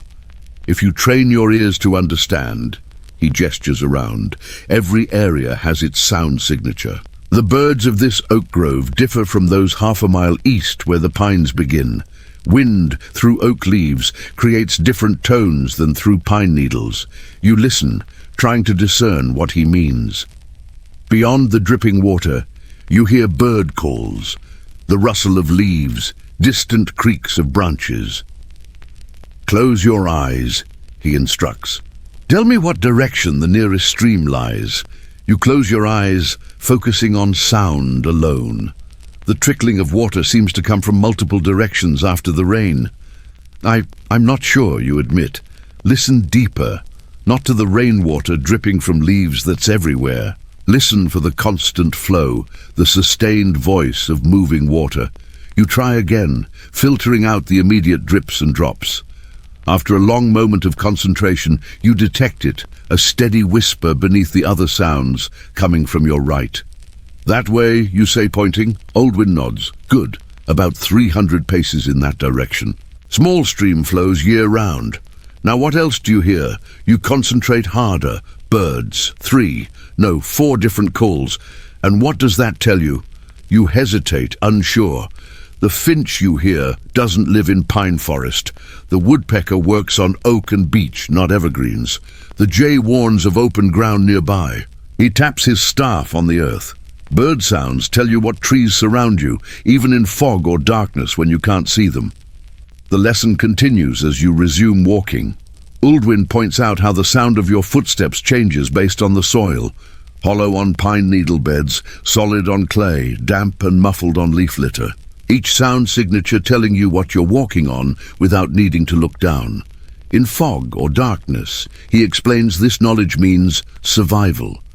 Many travelers have walked in circles because they trusted only their eyes, which easily deceive. You come to a place where the path splits. Without hesitation, Uldwin takes the right fork. When you ask how he chose, his answer surprises you. Listen to the bird sounds ahead on each path. The left fork leads toward a hawk's territory. Smaller birds are silent there. The right path has chattering finches, meaning no predators nearby. As the day progresses, you begin to notice sounds you'd previously ignored. The difference between wind in various types of trees, how sound carries differently up and downhill, how moving water at various distances creates distinct acoustic layers in the forest. Midday brings another challenge. Dense fog, suddenly rolling in, reducing visibility to mere feet ahead. While you feel a spike of anxiety, Uldwin seems completely untroubled. Now we truly use our ears, he says, almost pleased at the development. Watch this. He cups his hands around his mouth and makes a sharp calling sound. The noise echoes through the fog, bouncing back from unseen obstacles. He listens intently to the returning echoes, then nods. Open ground, 30 paces ahead, then forest again. We're on the right path. You can tell that just from an echo, you ask, amazed, or sound reveals what eyes cannot. The echo pattern tells me there's a clearing ahead, then trees. Again, the quality of the echo reveals distance and density. He teaches you to make your own calls, different sounds for different purposes. A sharp clap works best for detecting nearby objects. A sustained call reveals more distant features. He even shows you how to strike your walking stick against a tree trunk to create a particular resonance that carries well through fog. You practice as you walk, creating sounds and listening to their return. Gradually, impossibly, you begin to develop a rudimentary sound map of your surroundings, even with limited visibility. Merchants and pilgrims who traveled regularly developed this skill out of necessity. Uldwin explains, they created mental sound maps of their routes, how different regions should sound in different seasons. The birds of summer create different soundscapes than those of winter. The wind voice changes with the density of leaves on trees. You think about how different this is from modern navigation with GPS and maps. Technologies that fail when batteries die or visibility drops. Sound navigation works in darkness, fog, even with eyes closed. Late afternoon brings an unexpected revelation. Oldwin stops abruptly, head tilted in that now familiar listening pose. After a moment he changes direction, leading you up a gentle slope you wouldn't have chosen. "There's water ahead that wasn't there before the storm," he explains. "A new stream formed from the rains. We need to adjust our route." "How can you possibly hear a stream that small from this distance?" you ask incredulously. "Water has a voice that carries further than most sounds," he explains, "especially moving water. The human ear, properly trained, can detect streams from over a mile away in quiet conditions. The specific frequencies travel through forest or field with minimal degradation. You concentrate but can hear nothing beyond the immediate forest sounds. You'll develop the skill with practice," he assures you. "Some travelers could even estimate the size of a water source by its acoustic signature. Vital knowledge when searching for safe drinking water. As you crest the hill, you see he was right. A new stream has formed in what was likely a dry gully before the storms, cutting directly across the path you would have taken. His hearing alone detected it long before visual confirmation was possible." A startling moment comes when Oldwin suddenly pulls you back just as you're about to cross what appears to be solid ground. "Listen," he commands. You hear nothing unusual at first, then detect a subtle difference in how sound resonates from the earth ahead. "Bog," Oldwin confirms, "the ground's saturated. Step there and you'll sink to your knees, maybe deeper." He strikes his staff against the ground, listening to the subtle differences in how the sound resonates through solid versus waterlogged earth. Following this acoustic guide, he leads you safely around the hazard. Most impressive of all is when he predicts a brief rain shower nearly an hour before the first drops fall. "Weather speaks before it arrives," he explains. "Certain bird calls change. Insect sounds shift the way distant noises carry warns of approaching weather fronts." You focus on the forest sounds, trying to detect what he hears. There's a subtle change in the acoustic environment, a dampening of certain tones, a clarity to others. When the rain indeed arrives as predicted, you understand it wasn't mystical foresight, but empirical knowledge based on careful observation.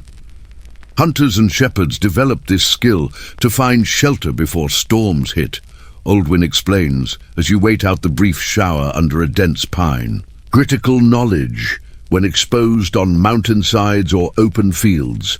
By late afternoon, you reach Oakwick. The small settlement appears through thinning trees, smoke rising from chimneys in the grey daylight. You deliver Master Wolfick's medicines to his grateful sister, whose son indeed looks terribly ill with fever. "Will you stay the night?" she offers. "It's late to start back." "We have enough daylight," Oldwin answers before you can speak. "Better to return while the rain holds off." He glances at the sky in a way that makes you suspect he hears something about approaching weather that you don't yet perceive. The return journey feels different.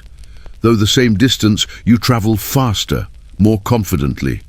You find yourself listening in a new way, not just hearing sounds but interpreting them, creating a mental map of your surroundings through your ears rather than eyes alone. When darkness falls before you reach the village, Oldwin seems entirely untroubled. While your vision becomes increasingly useless, his navigation remains sure, guided by the acoustic landscape. "This is when sound truly becomes your primary sense," he explains, as you walk through growing darkness. Medieval travelers often journeyed at night when necessary, using sound to avoid hazards and stay on path. You notice how he periodically creates noise, clapping, singing, striking wood against wood to read the returning echoes. The information gathered prevents walking in circles or heading toward dangerous terrain. In your world, he says unexpectedly, people have forgotten how to listen. They walk with artificial sounds pumped directly into their ears, blocking the very information that would guide them naturally. You're startled by the reference to modern habits. It breaks the historical immersion you've been experiencing. But before you can question it, he continues, the human ear can distinguish over 1,500 different sound variations, a capability largely abandoned in your visual-dominant modern world. For today's hikers dependent on electronic navigation that can fail, this medieval technique offers a navigation system that works in darkness, fog, or when batteries die. There's something odd about his phrasing, almost as if he's quoting something, but the wisdom is undeniable. As the village lights finally appear through the trees, Oldwin stops for a final lesson. Sound navigation wasn't primitive, he says quietly. It was a sophisticated use of a sense we've allowed to atrophy precisely when we might need it most. Master Wolfick is waiting at his hut, seemingly unsurprised by your late return. Did he learn? He asks Oldwin. He listened, the forester responds cryptically. Time will tell if he heard. That night, lying in bed, you find yourself listening to your home in a new way. The subtle creaks of the wooden structure cooling in the night air. The different tones of family members breathing in sleep. The way sounds from outside filter through thatch differently than through the wooden walls. A world of information you've always had access to but never truly heard. Your modern headphones wait for you in 2025, ready to block out the acoustic environment completely. But now you wonder what vital information they might be silencing. Natural warnings, direction finding, weather prediction, all available through a sense we've allowed to diminish. Not primitive knowledge at all, just a different way of knowing. Morning comes with stiff muscles and lingering tiredness from yesterday's journey. You rise slowly, legs aching from miles of forest paths. Your mind, however, feels strangely alert, cataloguing the sounds of early morning in a way you never noticed before. The gentle pat of your mother's hands kneading bread dough, the specific creak of your father's footsteps on the packed earth floor, the subtle differences in how the wind sounds through the thatch roof versus around the wooden doorframe. Awareness blooms like a new sense, as if Oldwin's teachings awakened something dormant within you. You've been summoned to the village circle tonight, your father mentions casually over breakfast. The remembering begins at sunset. The remembering, you ask, unfamiliar with the term. Your parents exchange glances. We should have told him sooner, your mother murmurs. Told me what? Your father sets down his wooden spoon. It happens every winter solstice. The village gathers to maintain the memory chains. His explanation tells you nothing, but something in his tone suggests importance beyond ordinary village gatherings. Master Wolfick will explain. He adds, he sent word that you should join him at midday. He says it's time you understood the final system. The final system. The phrase stirs both curiosity and a strange sense of culmination. You've learned about fire preservation, living hedges, smoke chambers, clay vessels, waterproofing and sound navigation. What remains? Master Wolfick isn't at his hilltop hut when you arrive. Instead, you find a simple note. Meet at the Elder Oak midday. The Elder Oak stands at the village center, ancient and massive. Generations have gathered beneath its spreading branches for announcements, celebrations, and judgments. When you arrive, Master Wolfick sits on a bench beneath it, talking quietly with several of the village elders. Mistress Edith of the Hedgewavers is there. So is Goodwife Awood from the smoking barn, Mistress Hildegard, the clay worker, Goodwife Martyr of the waterproofing. Even Oldwin the forester has emerged from his woodland solitude for this gathering. Ah, the apprentice arrives, Master Wolfick says, gesturing you forward. Sit. Today you learn what binds all other knowledge together.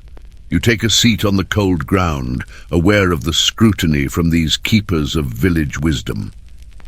Something solemn hangs in the air, a seriousness you haven't felt in your previous lessons. What do all the systems you've learned have in common? Master Wolfick asks without preamble. You consider carefully. They're all methods of survival. Yes, but deeper what allows them to exist at all. You think about the fire bundles, the living hedges, the smoke preservation, the clay vessels, the waterproofing techniques, the sound navigation, each sophisticated, each refined over generations. Knowledge, you venture, specific knowledge passed down over time. Master Wolfick nods, satisfied, and therein lies the most critical system of all.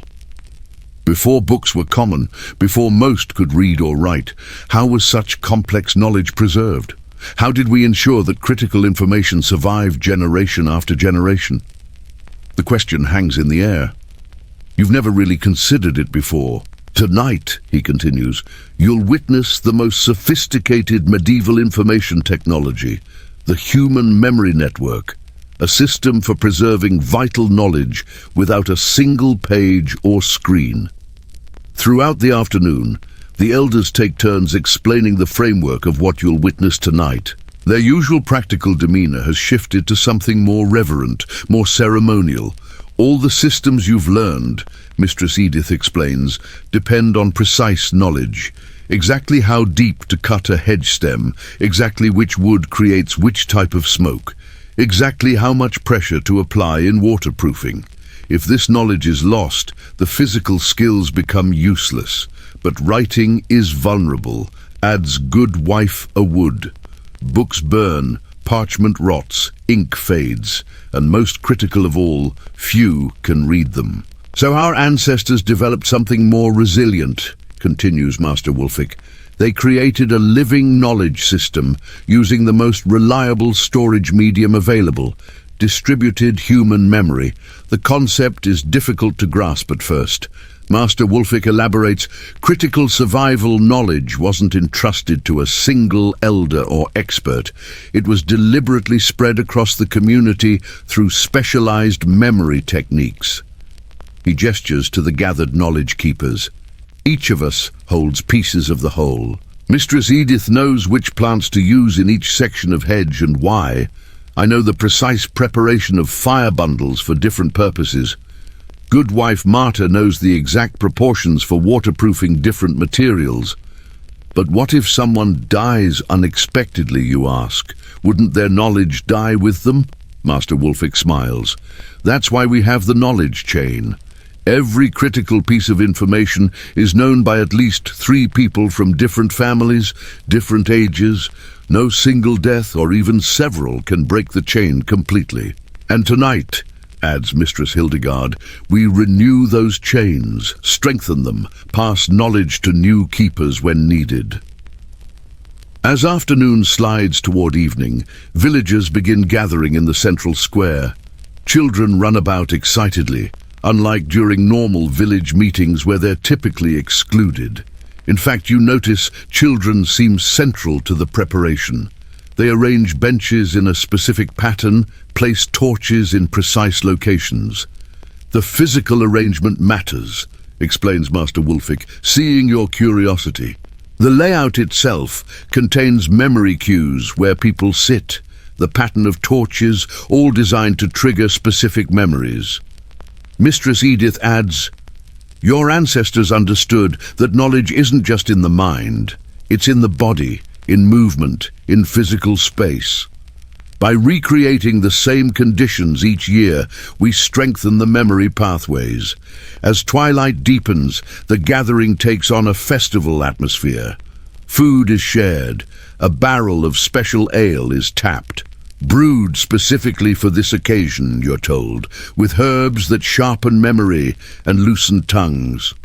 When full darkness falls, Master Wolfick stands before the assembled village, conversations quiet and anticipation fills the air. The remembering begins, he announces, as it has since our grandparents gathered here beneath this same oak. What follows both surprises and mesmerizes you. The first performance comes from an unlikely source. 3 children no more than 8 years old. They step forward and begin a singing game, moving in a circle while clapping a complex rhythm. The song's lyrics initially seem like nonsense until you listen closer and realize they're actually listing every edible plant in the forest in order of spring appearance. First comes nettle, bright and stinging. Pick with gloves when birds are singing. Dandelion next appears. Eat the root to calm your fears. The song continues, covering dozens of plants with specific details about identification, preparation, and medicinal properties, all encoded in a children's rhyming game. The children learn it as play, whispers Master Wolfick, but encoded within is knowledge that could prevent starvation if crops fail. Next comes a group of young women who perform a weaving dance, their movements mimicking the process of creating cloth. As they dance, they sing instructions in precise detail: which plants yield fiber, when to harvest them, how to process each type, which weaves suit, which purposes. The dance and song together form a complete technical manual memorized through movement and melody. An elderly couple performs a call and response chant about weather prediction, cloud patterns, bird behaviors, wind changes that foretell specific weather events. The rhythmic nature makes any error immediately obvious, ensuring accurate transmission. Swallows high, clear sky remains. Swallows low, prepare for rains. Oak leaves south, the drought will come. Oak leaves north, get building done. The pattern continues for hours. Different groups perform different knowledge pieces, hunting techniques, childcare wisdom, construction methods, disease treatments. Some are solemn recitations, others lively performances. Some involve the entire village, others just specific family lines. Notice how certain knowledge belongs to certain families. Master Wolfick points out, the smithing knowledge passes through the blacksmith's line, the midwife's wisdom through maternal lines. Other knowledge, like edible plants, weather signs, belongs to everyone. You begin to understand the sophistication of the system. It isn't random oral tradition, but a carefully designed information technology using rhythm, rhyme, melody, movement, and social structure to preserve and transmit critical knowledge. The system has built-in error correction, explains Mistress Hildegard during a brief pause between performances. If someone makes a mistake in the recitation, the rhythm or rhyme immediately sounds wrong. Others can correct it before the error becomes permanent. Midway through the evening comes something you recognize, a song about fire preservation. The lyrics detail every step of creating fire bundles, maintaining embers, transferring flame. You realize it's exactly what Master Wolfick taught you, but encoded in a form that makes it nearly impossible to forget. Tomorrow you'd remember perhaps half of what I taught you about firekeeping, Master Wolfick says, but if I taught you that song instead, you'd remember nearly all of it, even years later. As the night progresses, you notice how certain physical objects are incorporated into the performances. A particular carved stick passes from hand to hand during the farming knowledge recitations. A special colored stone circulates during the hunting songs. Memory anchors, explains Goodwife Allwood. The object itself triggers the associated knowledge. Some hunters can recall entire migration patterns just by handling their specific memory stone. Most fascinating is how the entire village landscape itself serves as a memory palace. During one recitation about boundaries and land rights, the performers point to specific trees, rocks, and streams, some visible from the gathering, others only in shared mental imagery. The location of certain markers triggers specific memories. Master Wolfick explains, the ancient oak reminds us of the founding story. The bent willow by the stream marks the boundary with the next village. The landscape literally contains our knowledge. Children participate throughout the night, sometimes leading, sometimes following, but always included. Now you understand why they're being systematically incorporated into the knowledge network through games that embed critical information. A simple counting rhyme might actually teach which mushrooms are safe to eat. Mistress Edith tells you a jumping game preserves the proper sequence for a complex task like tanning leather or preserving grain. Near midnight comes what Master Wolfick calls the redundancy check. Different groups recite overlapping knowledge in different forms. The same crucial survival information about treating winter fever appears in a somber chant from the elders. a lively song from young adults, and a clapping game from children. The most vital knowledge is stored in multiple forms, he explains. A song, a story, a physical arrangement, a game, ensuring that even if one transmission method fails, others preserve the knowledge you watch transfixed as the village performs its living library. This isn't simple storytelling around a fire. It's a human-centered information technology, more resilient than any book or digital storage. Books burn, Master Wolfick says softly as the night winds down. Servers fail, but distributed knowledge spread across dozens of minds can survive almost anything. Plague, war, famine, even deliberate suppression. The official remembering concludes near dawn, though smaller groups continue recitations and performances as they drift homeward.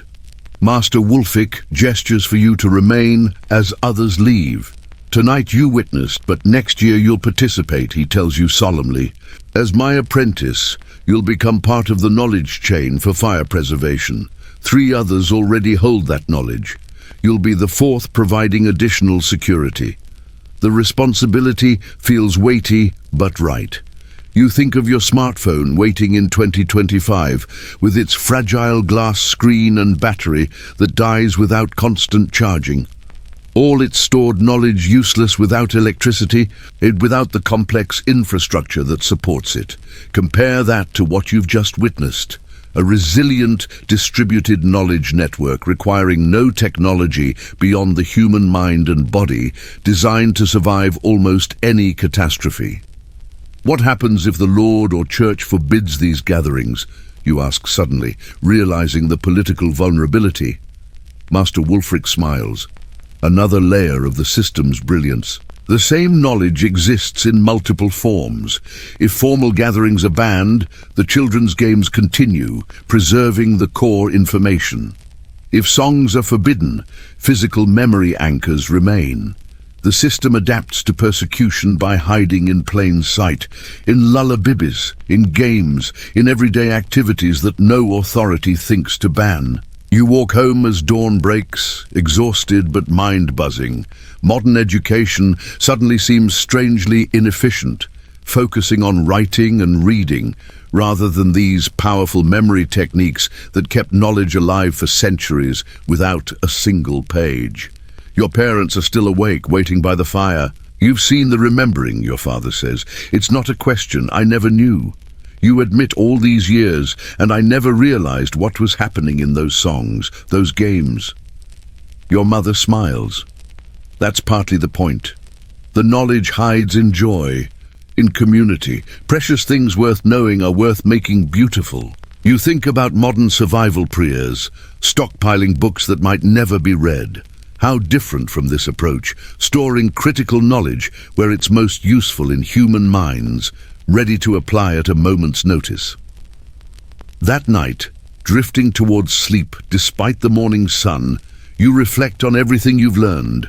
Fire preservation, living hedges, smoke chambers, clay technologies, waterproofing, sound navigation, each sophisticated in its own right, but the memory network that preserved them, that was the ultimate resilient information system. Not primitive at all. Perhaps the most advanced technology of all, just not in a form we modern people recognize as technology. Medieval knowledge networks weren't simple oral traditions. They were the original cloud storage, distributed, redundant, and remarkably resilient. Days pass in a blur after the remembering. Winter tightens its grip on the village, bringing short days and long nights. The knowledge you've gained over these past weeks shifts from abstract learning to daily necessity as the harshest season takes hold. You rise before dawn, carefully transferring an ember from your fire bundle to kindle the morning fire. The technique Master Wolfick taught you now feels as natural as breathing. No more struggling with flint and steel in the freezing darkness. No more wasted time or precious tinder, just reliable flame exactly when needed. Your father's boots, treated with Goodwife Marta's waterproofing, keep his feet dry despite the snow and slush. When a small crack appears in the right heel, you confidently warm a small amount of the mixture she gave you between your palms, working it into the leather with the friction technique she taught. The repair holds perfectly against the winter wet. Food stores remain fresh longer than in previous years, now that your family understands the principles of smoke preservation. The techniques Goodwife Awood demonstrated have become part of your household's practice. Even the humble herbs hanging from your ceiling rafters last longer, preserve better, having been properly smoke-cured. Your mother uses one of Mistress Hildegard's cooling emporas to keep milk fresh an extra day.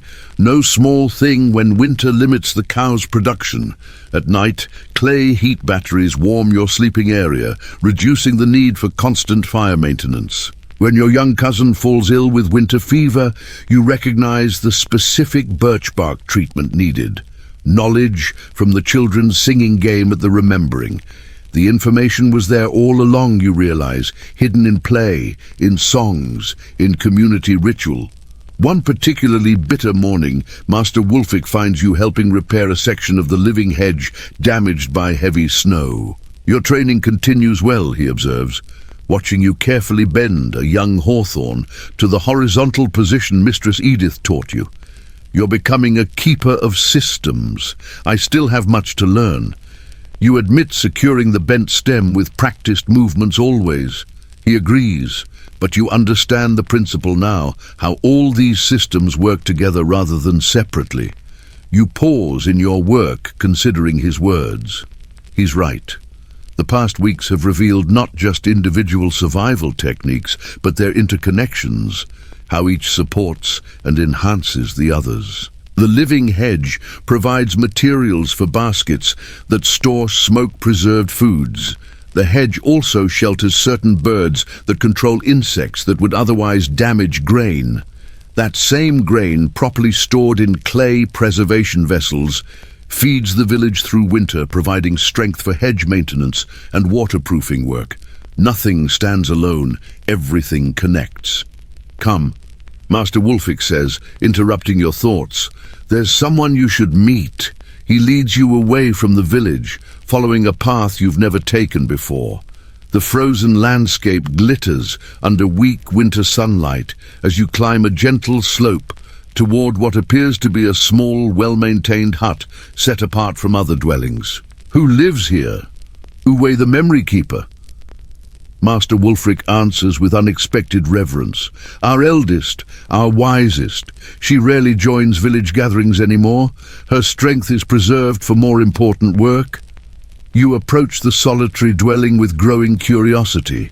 Smoke rises from its chimney, and the path to its door is freshly cleared of snow, despite its isolated location. Master Wolfick knocks gently.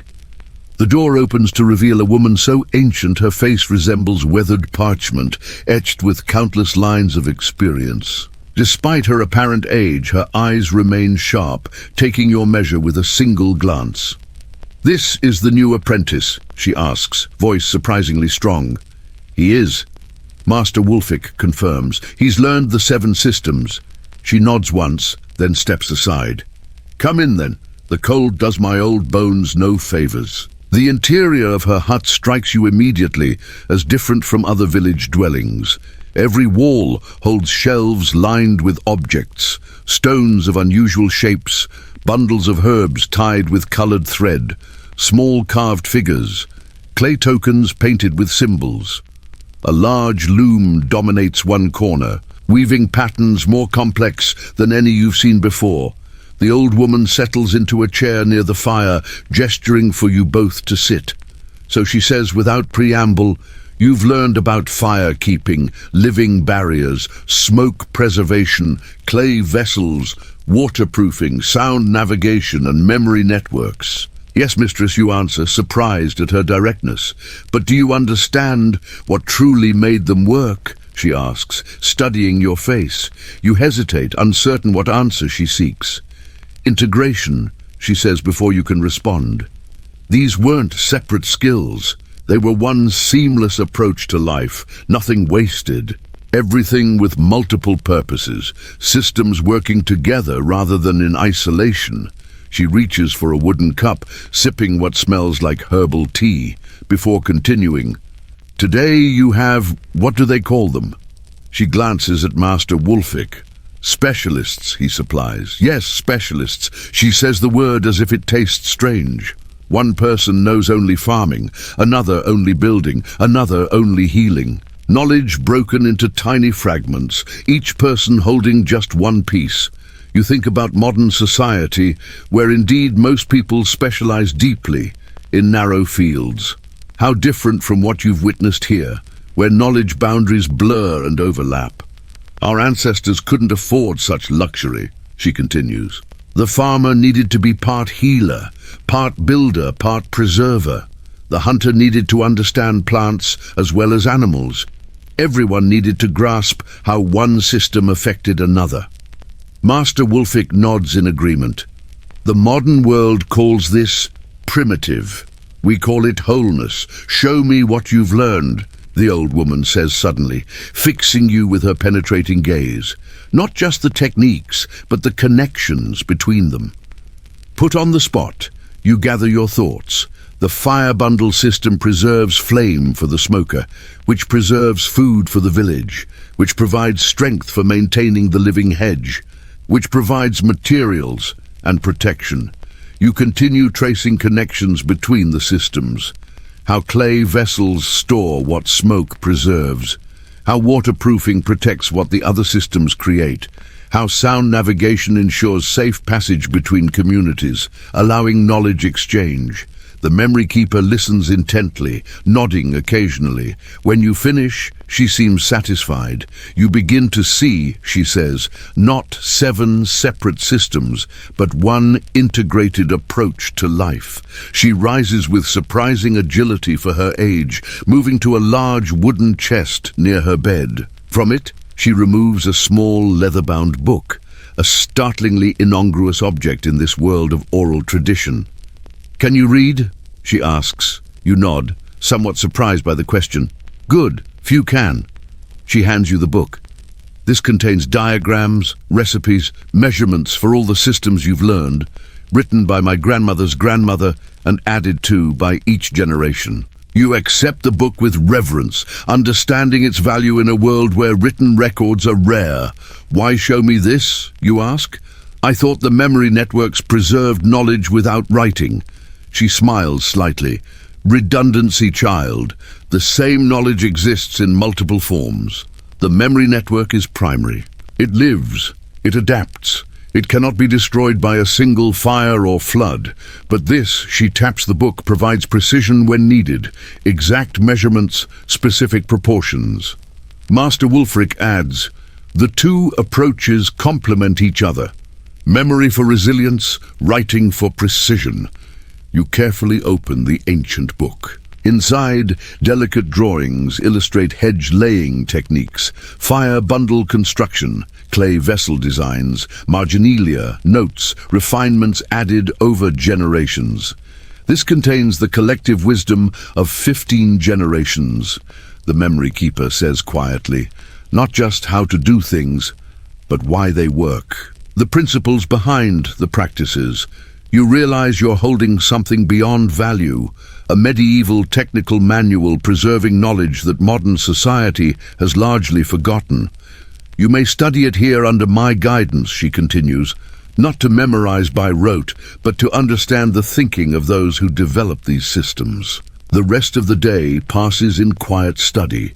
The memory keeper explains diagrams, answers questions, connects techniques to principles. Master Wolfick occasionally adds insights from his own experience.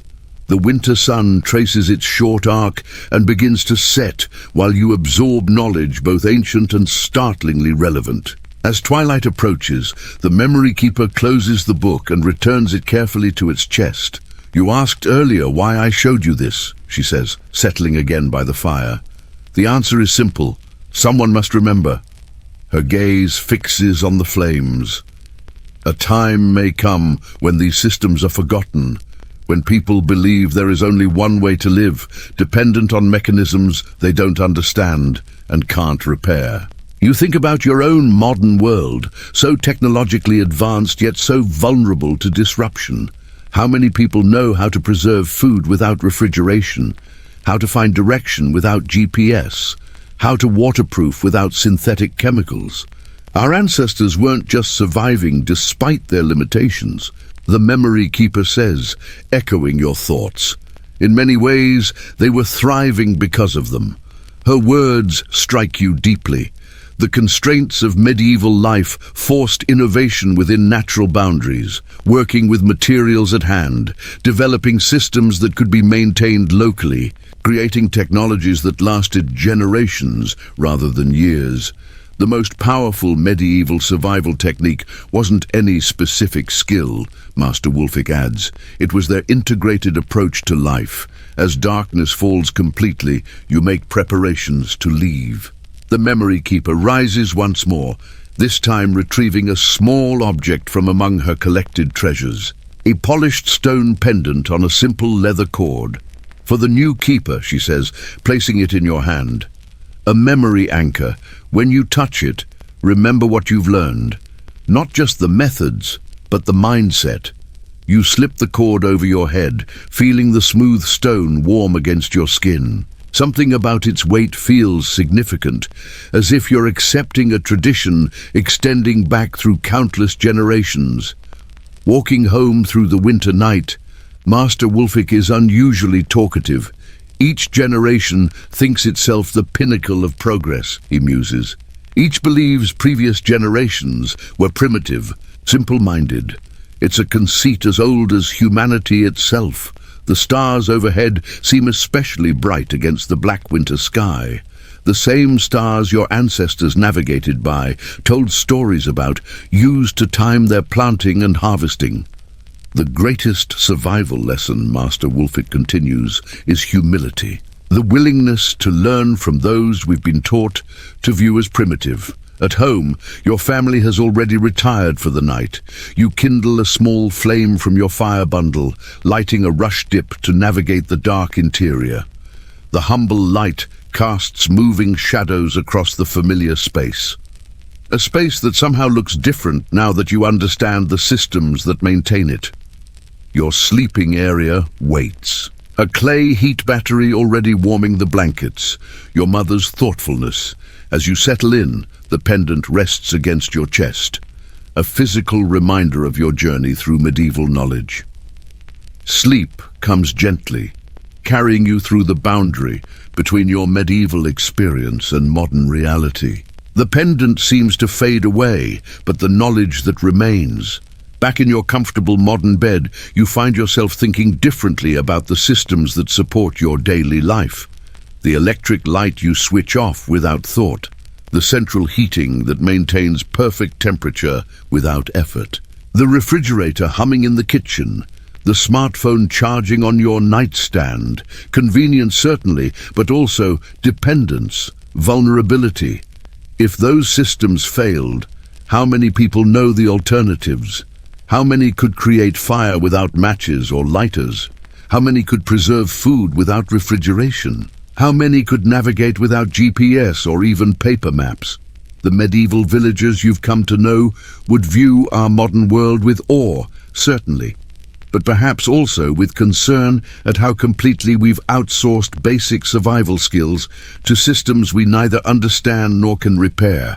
Their village wasn't just surviving despite limitations. In many ways, it was thriving because of them. Constraints forced innovation, cooperation, and a deep understanding of natural processes that many of us have lost. The most sophisticated aspect of medieval survival wasn't any particular technique. Impressive as each one was, it was the integrated approach to life, where nothing was wasted, where everything had multiple purposes, where systems worked in harmony rather than isolation. This wasn't primitive thinking, it was systems thinking at its most sophisticated. So perhaps the question isn't whether these medieval techniques still work. They do. The question is whether we're humble enough to learn from those we've been taught to view as primitive. Because in a world of increasing uncertainty, climate change, energy concerns, supply chain fragility, the most dangerous thing might be our modern arrogance, the belief that we've outgrown the wisdom of those who thrived without any of the systems we now depend on.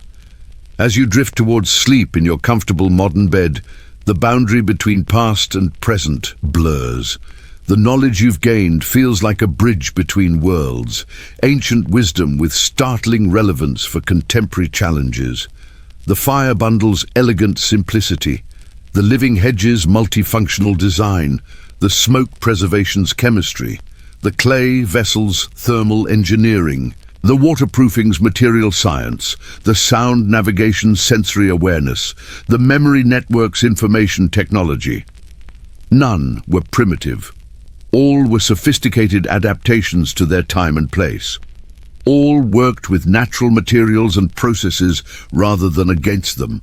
All could be created, maintained and passed down without complex global supply chains or rare materials.